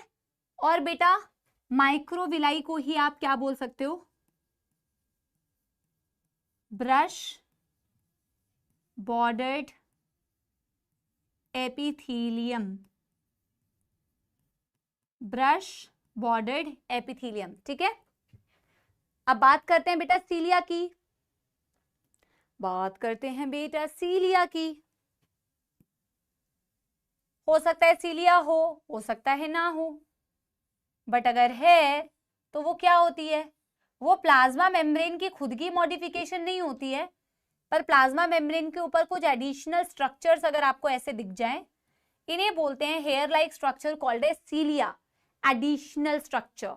मंदिरा बेटा that is not needed in this case and you will not understand, क्योंकि वो डाइजेशन में ही समझ में आता है, ठीक है। There is a difference, there is a difference. तो अभी मैं अगर समझाऊंगी तो बेटा आधा घंटा उस टॉपिक को समझाने में लगेगा, वो इंटेस्टाइन में समझाया जाता है, ठीक है।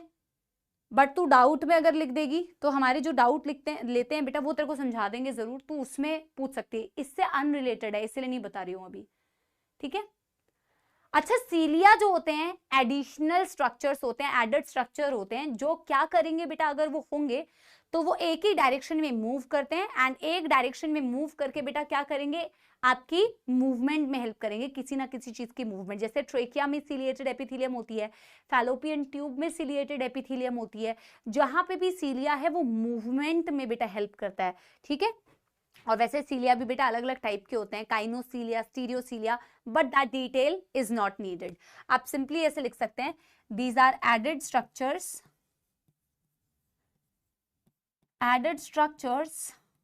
on the cells to move in a specific direction। ऐसे और ऐसे दोनों दिशा में मूव नहीं करते बेटा, कि कभी मन कर रहा है तो ऐसे ऐसे बीट कर लेता हूं, कभी मन कर रहा है तो ऐसे ऐसे बीट कर लेता हूं, ऐसा नहीं होता है। अपने मन से बीट नहीं करते हैं बच्चों, अपने मन से बीट नहीं करते हैं, ठीक है। ये एक ही डायरेक्शन में मूव करते हैं, to move in a specific direction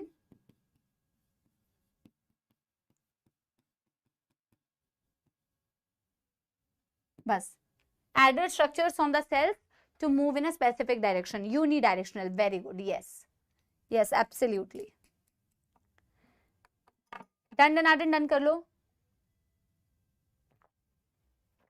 done कर लो।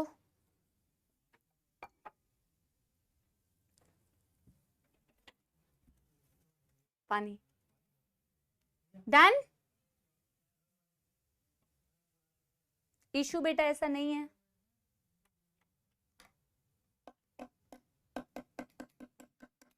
डन। अब चलो बेटा, अब हम पढ़ते हैं सिंपल एपिथेलियम के टाइप्स। अब जब आपने ये वाली चीज बेसिक्स क्लियर कर ली ना, तो उसके अंदर जब मैं आपको क्लासिफिकेशन बताऊंगी तो क्लासिफिकेशन आपको ये सारी चीज जब मैं ऐड करूंगी तो आपके लिए इजी हो जाएगा, है ना। चलो चलो हम हेडिंग डालते हैं सिंपल एपिथेलियम,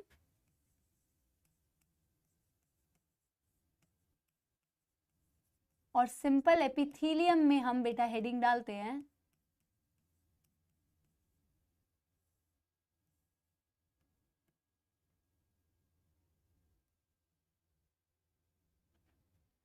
सिंपल एपिथेलियम में हम हेडिंग डालते हैं नंबर 1। अच्छा पहले ऐसे लिखते हैं, on the basis of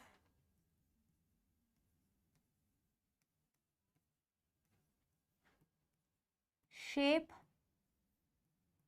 of cell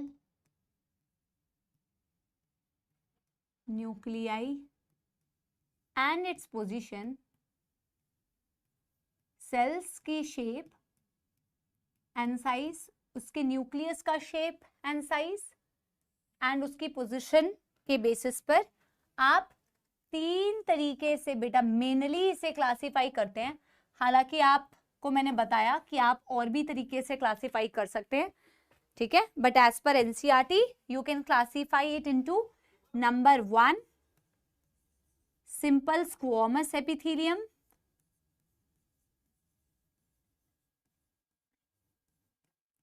simple squamous epithelium,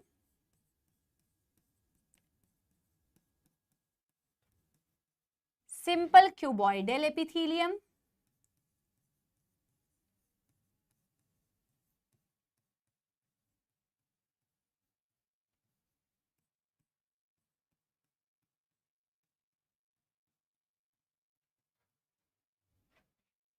and अच्छा एनसीईआरटी ने 4 तो नहीं दी होगी बेटा, एनसीईआरटी ने 3 ही दी है। वैसे मैं एक बार चेक कर लूंगी कहीं उन्होंने बेटा सिलिएटेड एपिथेलियम को ना, क्योंकि मैंने एक जगह पे तो देखा है कि उसने अलग से भी दिया हुआ है ciliated epithelium, but consider classification में आई थिंक 3 ही किए हैं।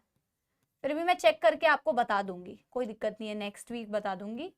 But as per the shape तो बेटा 3 ही है। सिलिएटेड एपिथेलियम को अलग से उन्होंने दिया तो हुआ है कि there is a type of epithelium, simple epithelium called as ciliated epithelium, but they haven't classified it under this. But no problem, I will see and I will tell you. Only 3 है या 4 है? लिखा क्या है ये बताओ, 4 लिखा है या 3 लिखा है? कई बच्चे कह रहे हैं 3 दिया है, कई बच्चे कह रहे 4। अरे सिलिएटेड एपिथेलियम मेंशन तो किया है, बट उसको क्लासिफिकेशन में नहीं कंसिडर किया है, क्लासिफिकेशन में शायद 3 दिए हुए हैं। ठीक है, अरे ग्लैंडुलर एपिथेलियम तो होगी होगी, वो मैं बताऊंगी, मैं चेक करूंगी बेटा, तुम रहने दो। तुम उल्टी पुल्टी आधी इंफॉर्मेशन बताओगे तो मैं नहीं समझ में आ रहा मैं क्या पूछ रही हूँ, क्योंकि आधे लोग कुछ बोल रहे हैं आधे लोग कुछ। 3 ही दिए होंगे, सिलिएटेड एपिथेलियम मेंशन तो है, ग्लैंडुलर एपिथेलियम भी मेंशन है, बट क्लासिफिकेशन में 3 दिया होगा। हाँ, तुम लोग बुक से भी ठीक से नहीं बता पा रहे हो, आधे लोग गलत बता रहे हैं। हाँ चलो, अब पहले बेटा क्या होता था ना, मैं क्या करती थी, simple squamous, simple cuboidal, simple columnar को एक ही साथ में ऐसे कंपेयर करके पढ़ा देती थी। बट एक काम करते नहीं, लास्ट में तुम एक टेबल बना सकते हो, लास्ट में आप एक टेबल बना सकते हो इनको एक ही टेबल के अंदर कंपेयर करके। बट अभी हम इन्हें पहले इंडिविजुअली पढ़ते हैं, अभी हम पहले इन्हें इंडिविजुअली पढ़ते हैं। लास्ट में बेटा जब ये सारे एपिथेलियम को हम डिस्कस कर लेंगे, फिर आप बेटा एक सिंगल टेबल के अंदर ही सारी चीजों को पढ़ सकते हो। ठीक है, हम सबसे पहले बेटा किससे शुरू कर रहे हैं? हम सबसे पहले शुरू कर रहे हैं सिंपल स्क्वामस एपिथेलियम से। सिंपल स्क्वामस एपिथेलियम, सबसे अच्छी बात सिंपल स्क्वामस एपिथेलियम की मैं बताऊं, सबसे अच्छी बात यह है कि इसके फ्री सरफेस पर कभी भी कोई मॉडिफिकेशन नहीं होती। जो सिंपल स्क्वामस एपिथेलियम होती है उसका जब फ्री सरफेस देखोगे ना, इस पे कभी आपको सीलिया दिखेगा, ना आपको कभी इसके ऊपर माइक्रोविलाई दिखेगा, ये कभी भी मॉडिफाई नहीं होती है। आपके क्यूबॉइडल में भी मॉडिफिकेशंस होते हैं, आपके कॉलमनार में भी मॉडिफिकेशंस होते हैं, बट इसमें मॉडिफिकेशंस नहीं होते। ठीक है, इसमें मॉडिफिकेशंस नहीं होते। अच्छा, अगर मैं कह रही हूं सिंपल एपिथेलियम में, मतलब मैम ये सिंगल लेयर है, स्क्वामस है तो इसका क्या मतलब है? अब बेटा डायग्राम के थ्रू समझना। ये जो एपिथेलियम होती है, मैं डायग्राम को इस साइड में बनाती हूं और लिखेंगे हम इस साइड में। ये जो एपिथेलियम होती है ये बेसमेंट है, इसके जो सेल्स अगर मैं साइड से ऑब्जर्व करूं, अगर मैं बेटा साइड से ऑब्जर्व करूं तो साइड से ऑब्जर्व करने पर इसकी सेल बिल्कुल फ्लैट दिखती है। देखो, इसकी सेल बिल्कुल फ्लैट दिखती है, इसका न्यूक्लियस भी बिल्कुल फ्लैट दिखता है और सेंटर पर दिखता है। क्या मेरी बात समझ रहे हो? यस। अगर मैं इसको साइड से ऑब्जर्व करूं ना, तो जैसे आपकी टाइल्स है ना फ्लोर पे, टाइल्स ऐसे उठी उठी तो नहीं है, आप देखो, खुद सोच के देखो, टाइल्स कैसी होती है? एकदम फ्लैट होती है। एक्चुअल में इस एपिथेलियम के लिए बोला भी जाता है that it appears like tiles on the floor, ऐसा लगता है कि टाइल्स है फ्लोर पे। तो जैसे बेटा आप कहते हो कि simple squamous epithelium they are flat cells, they are flat cells, बिल्कुल फ्लैट है। ऐसे ही दिखा बेटा, मेरे को तो दिखाना होगा तो मैं तो तुम्हें ऐसे करके दिखाऊंगी। एंड इनकी न्यूक्लियस भी बिल्कुल फ्लैट होती है और इसकी न्यूक्लियस की पोजीशन सेंटर पे होती है। और अगर आप ऊपर से इसे ऑब्जर्व करोगे ना, ऊपर से मतलब टॉप व्यू अगर देखोगे, तो तुम्हारी टाइल्स को तो देखने पर तुम्हारी टाइल्स की बाउंड्री तो बिल्कुल ऑर्गेनाइज्ड होती है। अगर तुम्हारे घर में स्क्वायर टाइल्स लगे हैं तो तुम्हें बिल्कुल उनकी बाउंड्री ऑर्गेनाइज्ड दिखती है ऊपर से, अगर मैं इन टाइल्स पे खड़ी हूं और मैं टाइल्स को ऑब्जर्व कर रही हूं। बट अगर बेटा तुम सिंपल स्क्वामस एपिथेलियम को देखोगे ना, तो इसकी बाउंड्री डिफाइंड नहीं है। आपकी एनसीईआरटी में भी डायग्राम बना होगा, इसकी इरेगुलर बाउंड्री होती है। देखो, इरेगुलर बाउंड्री, कोई फिक्स बाउंड्री इसकी नहीं है, इरेगुलर बाउंड्री होती है आपकी सिंपल स्क्वामस एपिथेलियम की, इरेगुलर बाउंड्री। और ये रहा आपका न्यूक्लियस। क्या मेरी बात समझ गए? ये एनसीईआरटी की लाइन है जो सिंपल स्क्वामस एपिथेलियम के लिए दी हुई है, तो आपको पता होना चाहिए। इसी कारण से वैसे तो ये वर्ड एनसीईआरटी का शायद नहीं है, pavement epithelium, sorry tessellated epithelium. Pavement epithelium तो एनसीईआरटी में दिया हुआ है कि appear like tiles on floor, ऐसा लगता है जैसे टाइल्स आपकी फ्लोर पे है ना, वैसा अपीयरेंस देता है, जिसके कारण से इसे पेवमेंट एपिथेलियम बोलते हैं। बट इसकी इरेगुलर बाउंड्रीज की वजह से इसे टेसिलेटेड एपिथेलियम भी बोलते हैं। But tessellated word is not NCERT का।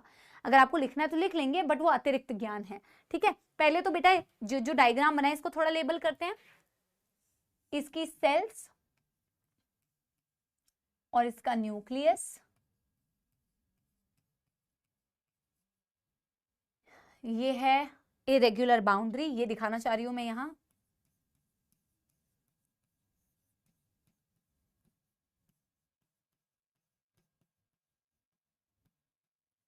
और मैं यहां पे लिखना चाहूंगी मेरे बच्चों, cells are flat, nucleus is flat and in the center,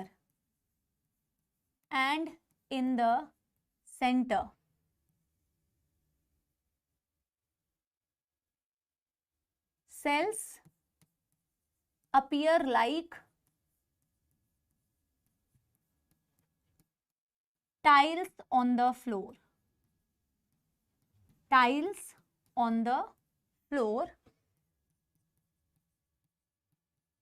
hence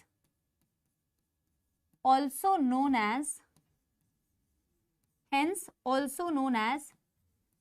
tessellated, नहीं, hence also known as pavement epithelium, NCERT का है बेटा, pavement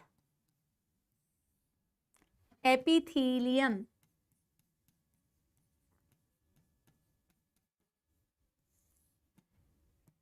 cells with irregular boundaries, cells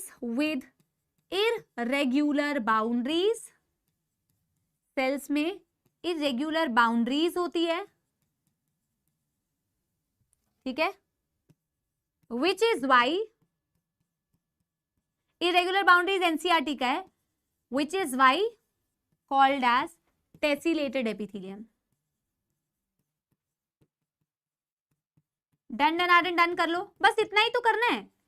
और क्योंकि बेटा इसके ऊपर तो कोई मॉडिफिकेशन ही नहीं है, ना इसके ऊपर बेटा पेवमेंट एनसीईआरटी का है ही, वो तो मैं बता ही रही थी, तो बेटा ना ही देखो अब जैसे इसके ऊपर ना ही कोई सीलिया है, ना ही कोई बेटा ब्रश बॉर्डर्ड है, तो आपको तो कोई लोड ही नहीं है, इससे तो डिटेल में आपको पढ़ना ही नहीं है। जहां आपको सिलिएटेड पढ़ना है तो फिर आपको देखो, जैसे क्यूबॉइडल में सिंपल क्यूबॉइडल का भी एग्जाम्पल याद रखना है, ब्रश बॉर्डर्ड क्यूबॉइडल का भी याद रखना है, और सिलिएटेड क्यूबॉइडल का भी याद रखना है, तीनों अलग अलग है ना। लेकिन यहां पे मैं ये भी लिख देती हूं, free surface has no modification, free surface has no modification, free surface पे मैम कोई मॉडिफिकेशन ही नहीं है, free surface has no modification, ठीक है। और मैं आपको लिख देती हूं एग्जाम्पल्स, बेटा क्या क्या एग्जाम्पल्स है, इसका बेसिक काम क्या होता है, क्योंकि ये इतनी पतली लेयर है, आप खुद सोच के देखो कितनी फ्लैट है, कितनी पतली है, कितनी फ्लैट लेयर है, यहां से बहुत ही इजीली फिल्टरेशन और डिफ्यूजन हो जाता है। तो यूजुअली हमारे पास जहां जहां पे फिल्टरेशन कराना होता है, जहां जहां से डिफ्यूजन कराना होता है, वहां वहां पे हमारी सिंपल स्क्वामस एपिथेलियम जिंदाबाद। Yes, like your alveoli, like your blood capillary, like your glomerulus, like your Bowman's capsule, जहां जहां से filtration, जहां जहां से diffusion, everywhere there is the simple squamous epithelium, ठीक है। yes, आप लिख लो फंक्शन, पहले फंक्शन लिख लो, filtration and diffusion, और examples alveoli,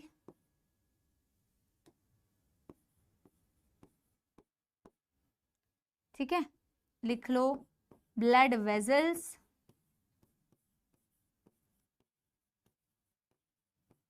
जैसे ब्लड कैपिलरी में क्या बोलते हो आप, इसे एंडोथीलियम बोलते हो ना, ऐसे तो ब्लड वेजल भी एक, ब्लड कैपिलरी भी एक ब्लड वेजल ही है, ब्लड वेजल ही है ब्लड कैपिलरी। यहां पर अगर एपिथेलियम है तो इसे स्पेसिफिकली क्या बोलते हैं, एंडोथीलियम, इसके अलावा क्या लिखोगे बेटा? बोहमेंस कैप्सूल,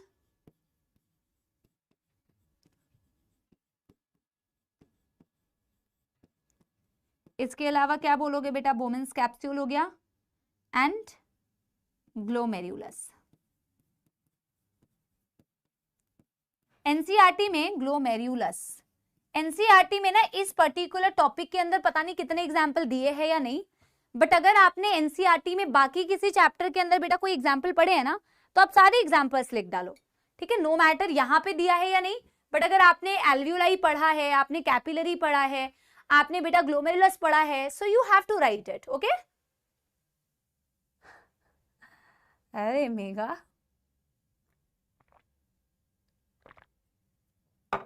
हाँ जी,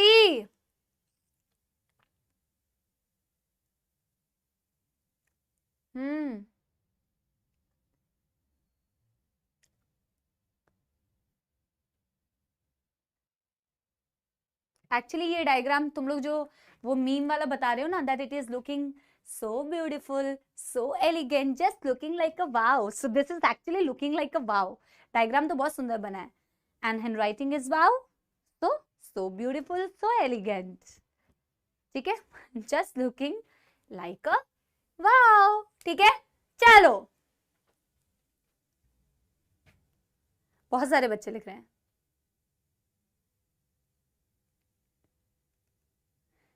डन डन डन डन।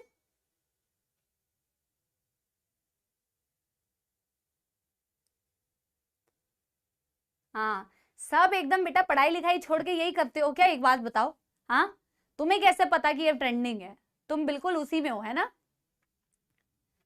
बेटा? सबने कर लिया तो आगे बढ़ जाओ। यस, जब हमने हार्ट बनाया था ना, दैट वाज एक्चुअली, उसमें कर सकते थे ना, just looking like a wow, that was actually looking, ये भी बहुत वाव है, बट उसमें हमने कितने कलर्स का यूज किया, तो कितना सुंदर डायग्राम बना था ना, है ना? सच्ची यार, बहुत सुंदर बना था यार, बहुत सुंदर।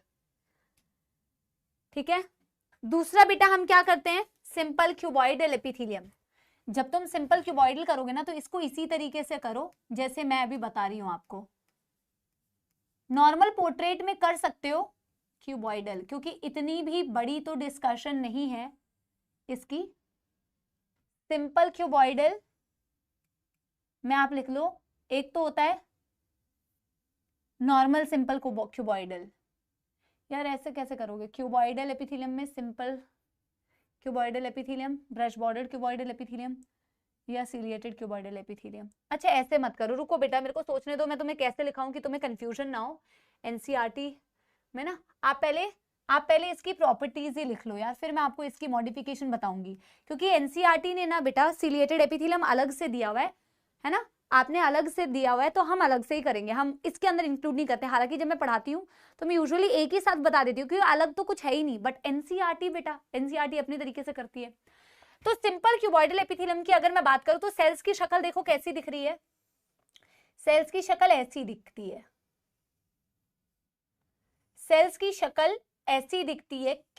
थोड़ा और क्यूबिकल बनाती हूँ, क्यूबिकल अपीयरेंस होती है बेटा, देखो क्यूबिकल अपीयरेंस होती है, क्यूबिकल एक अपीयरेंस होती है। उसमें सेल्स कैसे थे? फ्लैट। इसमें सेल्स कैसे? क्यूबिकल। उसमें सेल्स कहां पे थे? सेंटर और फ्लैट थे। यहां न्यूक्लियस बेटा फ्लैट नहीं होता, राउंड होता है और सेंटर पे होता है। होता तो ये भी सेंटर पे है, but this is round. Round nuclei located in the centre, round nuclei located in the centre. ठीक है, yes. So these are the cubical cells and this is of course the nuclei. Compare कर लो उससे, compare कर लोगे तो तुम्हें क्या पता चल रहा है? Cells are cubical, nucleus is round,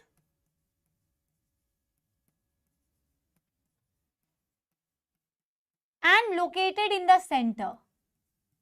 Nucleus is round and located in the center. Nucleus is round and located in the center. ठीक है, लेकिन एक बात है कि ma'am the free surface may or may not have modification। हो सकता है कि कोई मॉडिफिकेशन ना हो सकता है मॉडिफिकेशन हो, और मॉडिफिकेशन में हो सकता है सीलिया हो सकता है मॉडिफिकेशन में बेटा माइक्रोविलाई हो। बट सीलिया वाले को ना एनसीईआरटी ने अलग से बताया हुआ है, सिलिएटेड तो मैं अलग से ही बताऊंगी। हालांकि हैव मॉडिफिकेशन में मैं यहाँ पे लिख दे रही हूँ कि हो सकता है इसके फ्री सरफेस पे ब्रश बॉर्डर्ड हो यानी माइक्रोविलाई हो सकता है इसके फ्री सरफेस पे बेटा सीलिया हो, लेकिन मैं तुम्हें ये यहाँ पे नहीं बताऊंगी, ये चीज मैं यहाँ पे लिख दे रही हूँ, will teach in ciliated epithelium, will teach in ciliated epithelium। फिलहाल आपको नहीं लिखना है, अभी आपको सिर्फ क्या लिखना है, अभी आपको ऐसे करके लिखना है कि यहां पे मैं या तो पढ़ सकती हूं सिंपल क्यूबॉइडल एपिथेलियम यानी कि जिसमें कोई मॉडिफिकेशन नहीं हुई, सिंपल क्यूबॉइडल एपिथेलियम जिसमें बेटा कोई मॉडिफिकेशन नहीं हुई, जिसका फ्री सरफेस बिल्कुल सिंपल जैसा आपको दिख रहा है डायग्राम में, बिल्कुल मैम वैसा ही है, बिल्कुल मैम वैसा ही है। इसके एपिकल सरफेस पर कोई मॉडिफिकेशन नहीं हुई, कोई मॉडिफिकेशन नहीं हुई। और एक मैं आपको यहां पे ब्रश बॉर्डर बता दे रही हूं, और आज ही लास्ट ही टॉपिक रहेगा बेटा, इसके बाद अगले दिन डिस्कस करेंगे। ब्रश बॉर्डर्ड क्यूबॉइडल एपिथेलियम, या तो ब्रश बॉर्डर्ड क्यूबॉइडल एपिथेलियम बोल दो या माइक्रोविलाई क्यूबॉइडल एपिथेलियम, एक ही बात है। यानी कि यहां मैम आपको ब्रश बॉर्डर दिख रहा होगा, आपको माइक्रोविलाई दिख रही होगी, क्यूबॉइडल एपिथेलियम के एपिकल सरफेस पर मॉडिफिकेशन दिख रही होगी। सीलिया भी बेटा मैं पहले ना यहीं पे करा देती थी, अलग से कराने का कोई लॉजिक नहीं है, बट भाई इन्होंने अलग इसलिए किया क्योंकि सीलिया सेल की खुद की मॉडिफिकेशन नहीं होती है, वो एक्चुअल में एडिशनल स्ट्रक्चर्स होते हैं ना, इसीलिए। ठीक है,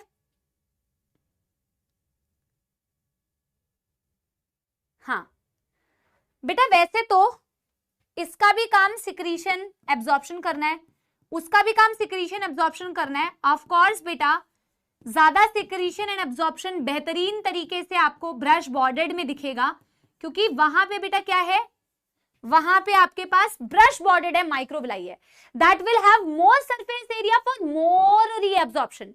बट ऐसा नहीं कि यहां से नहीं हो सकता, यहां से भी हो रहा है, but if you want more reabsorption, increased reabsorption, then you will have to have brush bordered।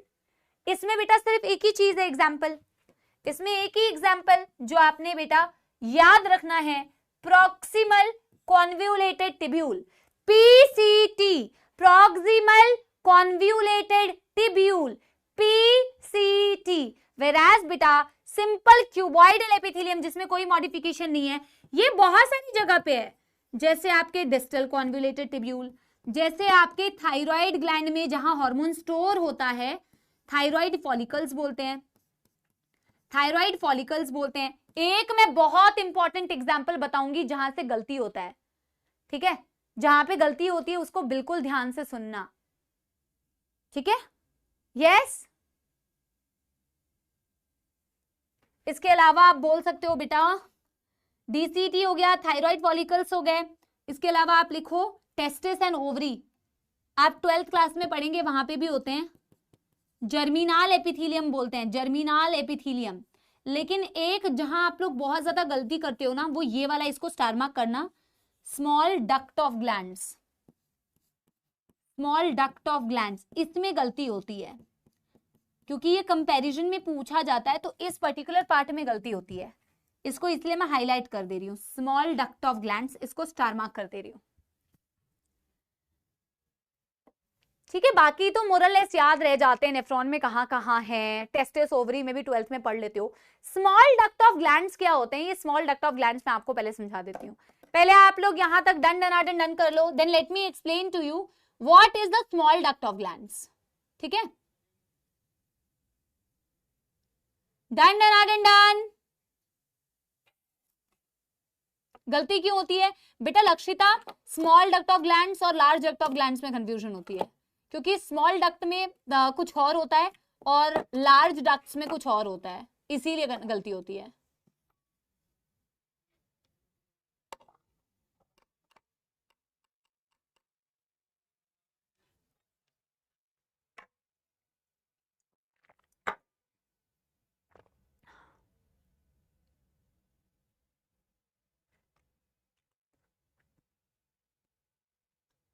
Done done done done.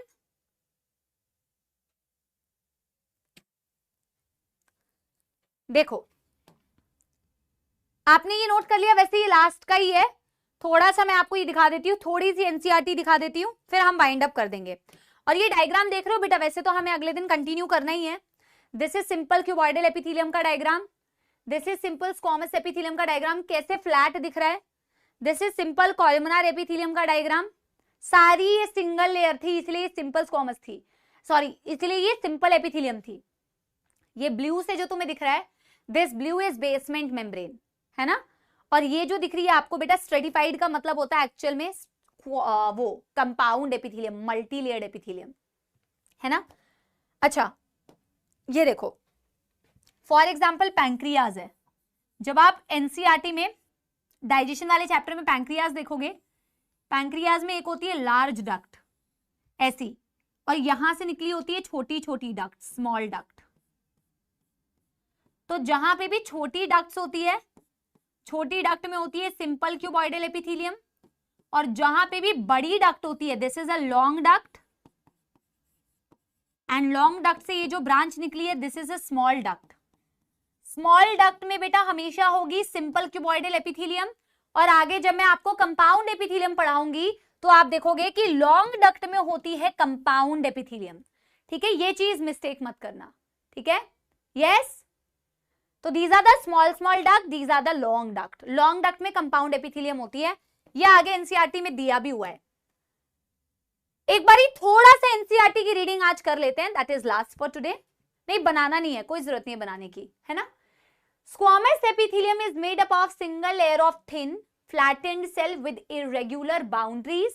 They are found in the wall of blood vessels, air sacs and are involved in functions like diffusion boundaries. Diffusion की तरह काम करते हैं, ठीक है। Cuboidal epithelium is composed of single layer of cube-like cells, और ये usually duct of glands में पाई जाती है, duct of glands में, small duct of glands में पाई जाती है। Tubular part of nephrons in kidney, tubular proximal convoluted tubule, distal convoluted tubule, ठीक है, and are involved in secretion and absorption. The epithelium of proximal convoluted tubule has microvilli, यानी कि brush bordered cuboidal epithelium, ठीक है।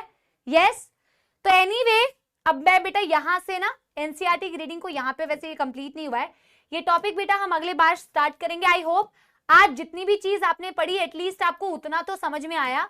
आपके पास भले ही NCERT नहीं है, आप यहां से एनसीईआरटी की रीडिंग कर लोगे, इतना भी आपके लिए सफिशिएंट होगा, ठीक है जी। Yes, I hope you all enjoyed. आज 5-7 मिनट पहले ही फ्री हो गए हो तुम लोग, ठीक है, पर इस टाइम को वेस्ट नहीं करना, 5 मिनट पहले तो फ्री हुए ही हो, ठीक है। टाइम को वेस्ट नहीं करना, अच्छे से यूटिलाइज करना, अगले लेक्चर को भी अच्छे से पढ़ना, ठीक है। यस, तो इसके आगे बेटा it was simple, it is simple only, ठीक है। So the moment you try to read it out of NCERT और रैंडम वे में पढ़ते हो तो डिफिकल्ट लगता है, बट अभी कॉकरोच आएगा, ठीक है। चीजें लर्न करने वाली हैं, बट लर्न करने वाली हैं तो लर्न करना पड़ेगा, लर्न कर लेना तो क्या हो गया, लोड नहीं लेना होता, ठीक है यार। अभी कुछ कुछ चीजों में तुम्हें लर्न करना पड़ रहा है, अगर कि यार ये कहाँ पे होती है, ये कहाँ पे होती है। टिश्यू से जब क्वेश्चन बनता था ना तो बेटा क्वेश्चन ज्यादातर यही बनता था, कोई शेप से क्वेश्चन नहीं देता था कि अच्छा फ्लैट किसका होता है सेल, क्यूबिकल किसका होता है सेल, कॉल्यूमनार किसका होता है सेल। यूजुअली एग्जाम्पल से ही क्वेश्चन देते हैं। आगे मैं आपको ग्लैंड्यूलर एपिथेलियम पढ़ाऊंगी, मैं कनेक्टिव टिश्यू पढ़ाऊंगी। कनेक्टिव टिश्यू में भी क्लासिफिकेशन होती है, areolar, adipose, specialise connective tissue, है ना, तो loose connective tissue, dense, example से क्वेश्चन आते हैं। बाकी जब एनिमल्स पढ़ोगे तो एनिमल्स की बेटा डाइजेशन, रेस्पिरेशन, सर्कुलेशन, कॉकरोच के कौन से सेगमेंट में क्या प्रेजेंट है, अर्थवर्म भी पढ़ाते थे जब, तो अर्थवर्म के कौन से सेगमेंट में क्या प्रेजेंट है, तो ये सारी चीजें भी होती थी। बट अभी तो आपको सिर्फ फ्रॉग, पहले फ्रॉग प्रायोरिटी पे और फिर ऑफकोर्स कॉकरोच भी पढ़ना है, ठीक है। थैंक यू सो मच मेरे प्यारे प्यारे जग से न्यारे बच्चों। अच्छा दिवाली से पहले ये लास्ट क्लास है क्या? इसके बाद मेरी क्लास नहीं आएगी ना, दिवाली में तो छुट्टी होगी। तो क्या ये दिवाली के पहले की लास्ट क्लास है क्या? जल्दी बताओ मेरे को सारे बच्चे, दिवाली कब है? 11 या 12 को होगी बेटा, एक बारी मैं देख लेती हूँ। क्या ये दिवाली के पहले, मतलब मेरे को तुम्हें विश करना है या नहीं, ये मैं पूछना चाह रही हूँ। अरे अभी 6 और 7 को क्लास, अच्छा 6 और 7 को तो लक्ष्य वाली होती है, आएगी ना क्लास नलायकों। तो फिर हैप्पी दिवाली क्यों कर रहे हो तुम? पहले से हैप्पी दिवाली क्यों कर रहे हो नलायकों? पहले से हैप्पी दिवाली, मेरे तुम्हारे सबके लिए हैप्पी दिवाली, सारे सितारे सबके लिए हैप्पी दिवाली। अरे भाई अभी एक क्लास आएगी ना, एक क्लास आएगी तो अपन हैप्पी दिवाली करेंगे तुमको, ठीक है? दिवाली थोड़ी बहुत मना लेना है ना, और थोड़ी बहुत पढ़ाई लिखाई भी कर लेना। चलो कह रहे एक बच्चा कह रहे मैम प्लीज कोई नया गाना सुनाओ। नया ही तो याद नहीं आता बेटा मेरे को।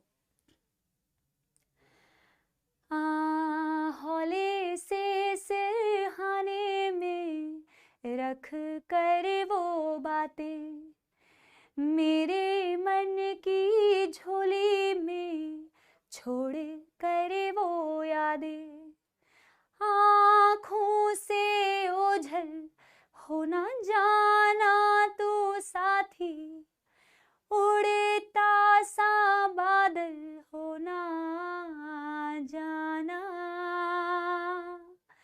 धागा ये टूटे ना ये धागा, बरसों की यादों का ये धागा, धागा ये टूटे ना ये धागा, नाजुक सी यादों का ये धागा। ठीक है, thank you very much, I love you all, see you all super soon in the next class. पढ़ाई करते रहिए, all the very best, bye bye bye bye bye bye bye bye.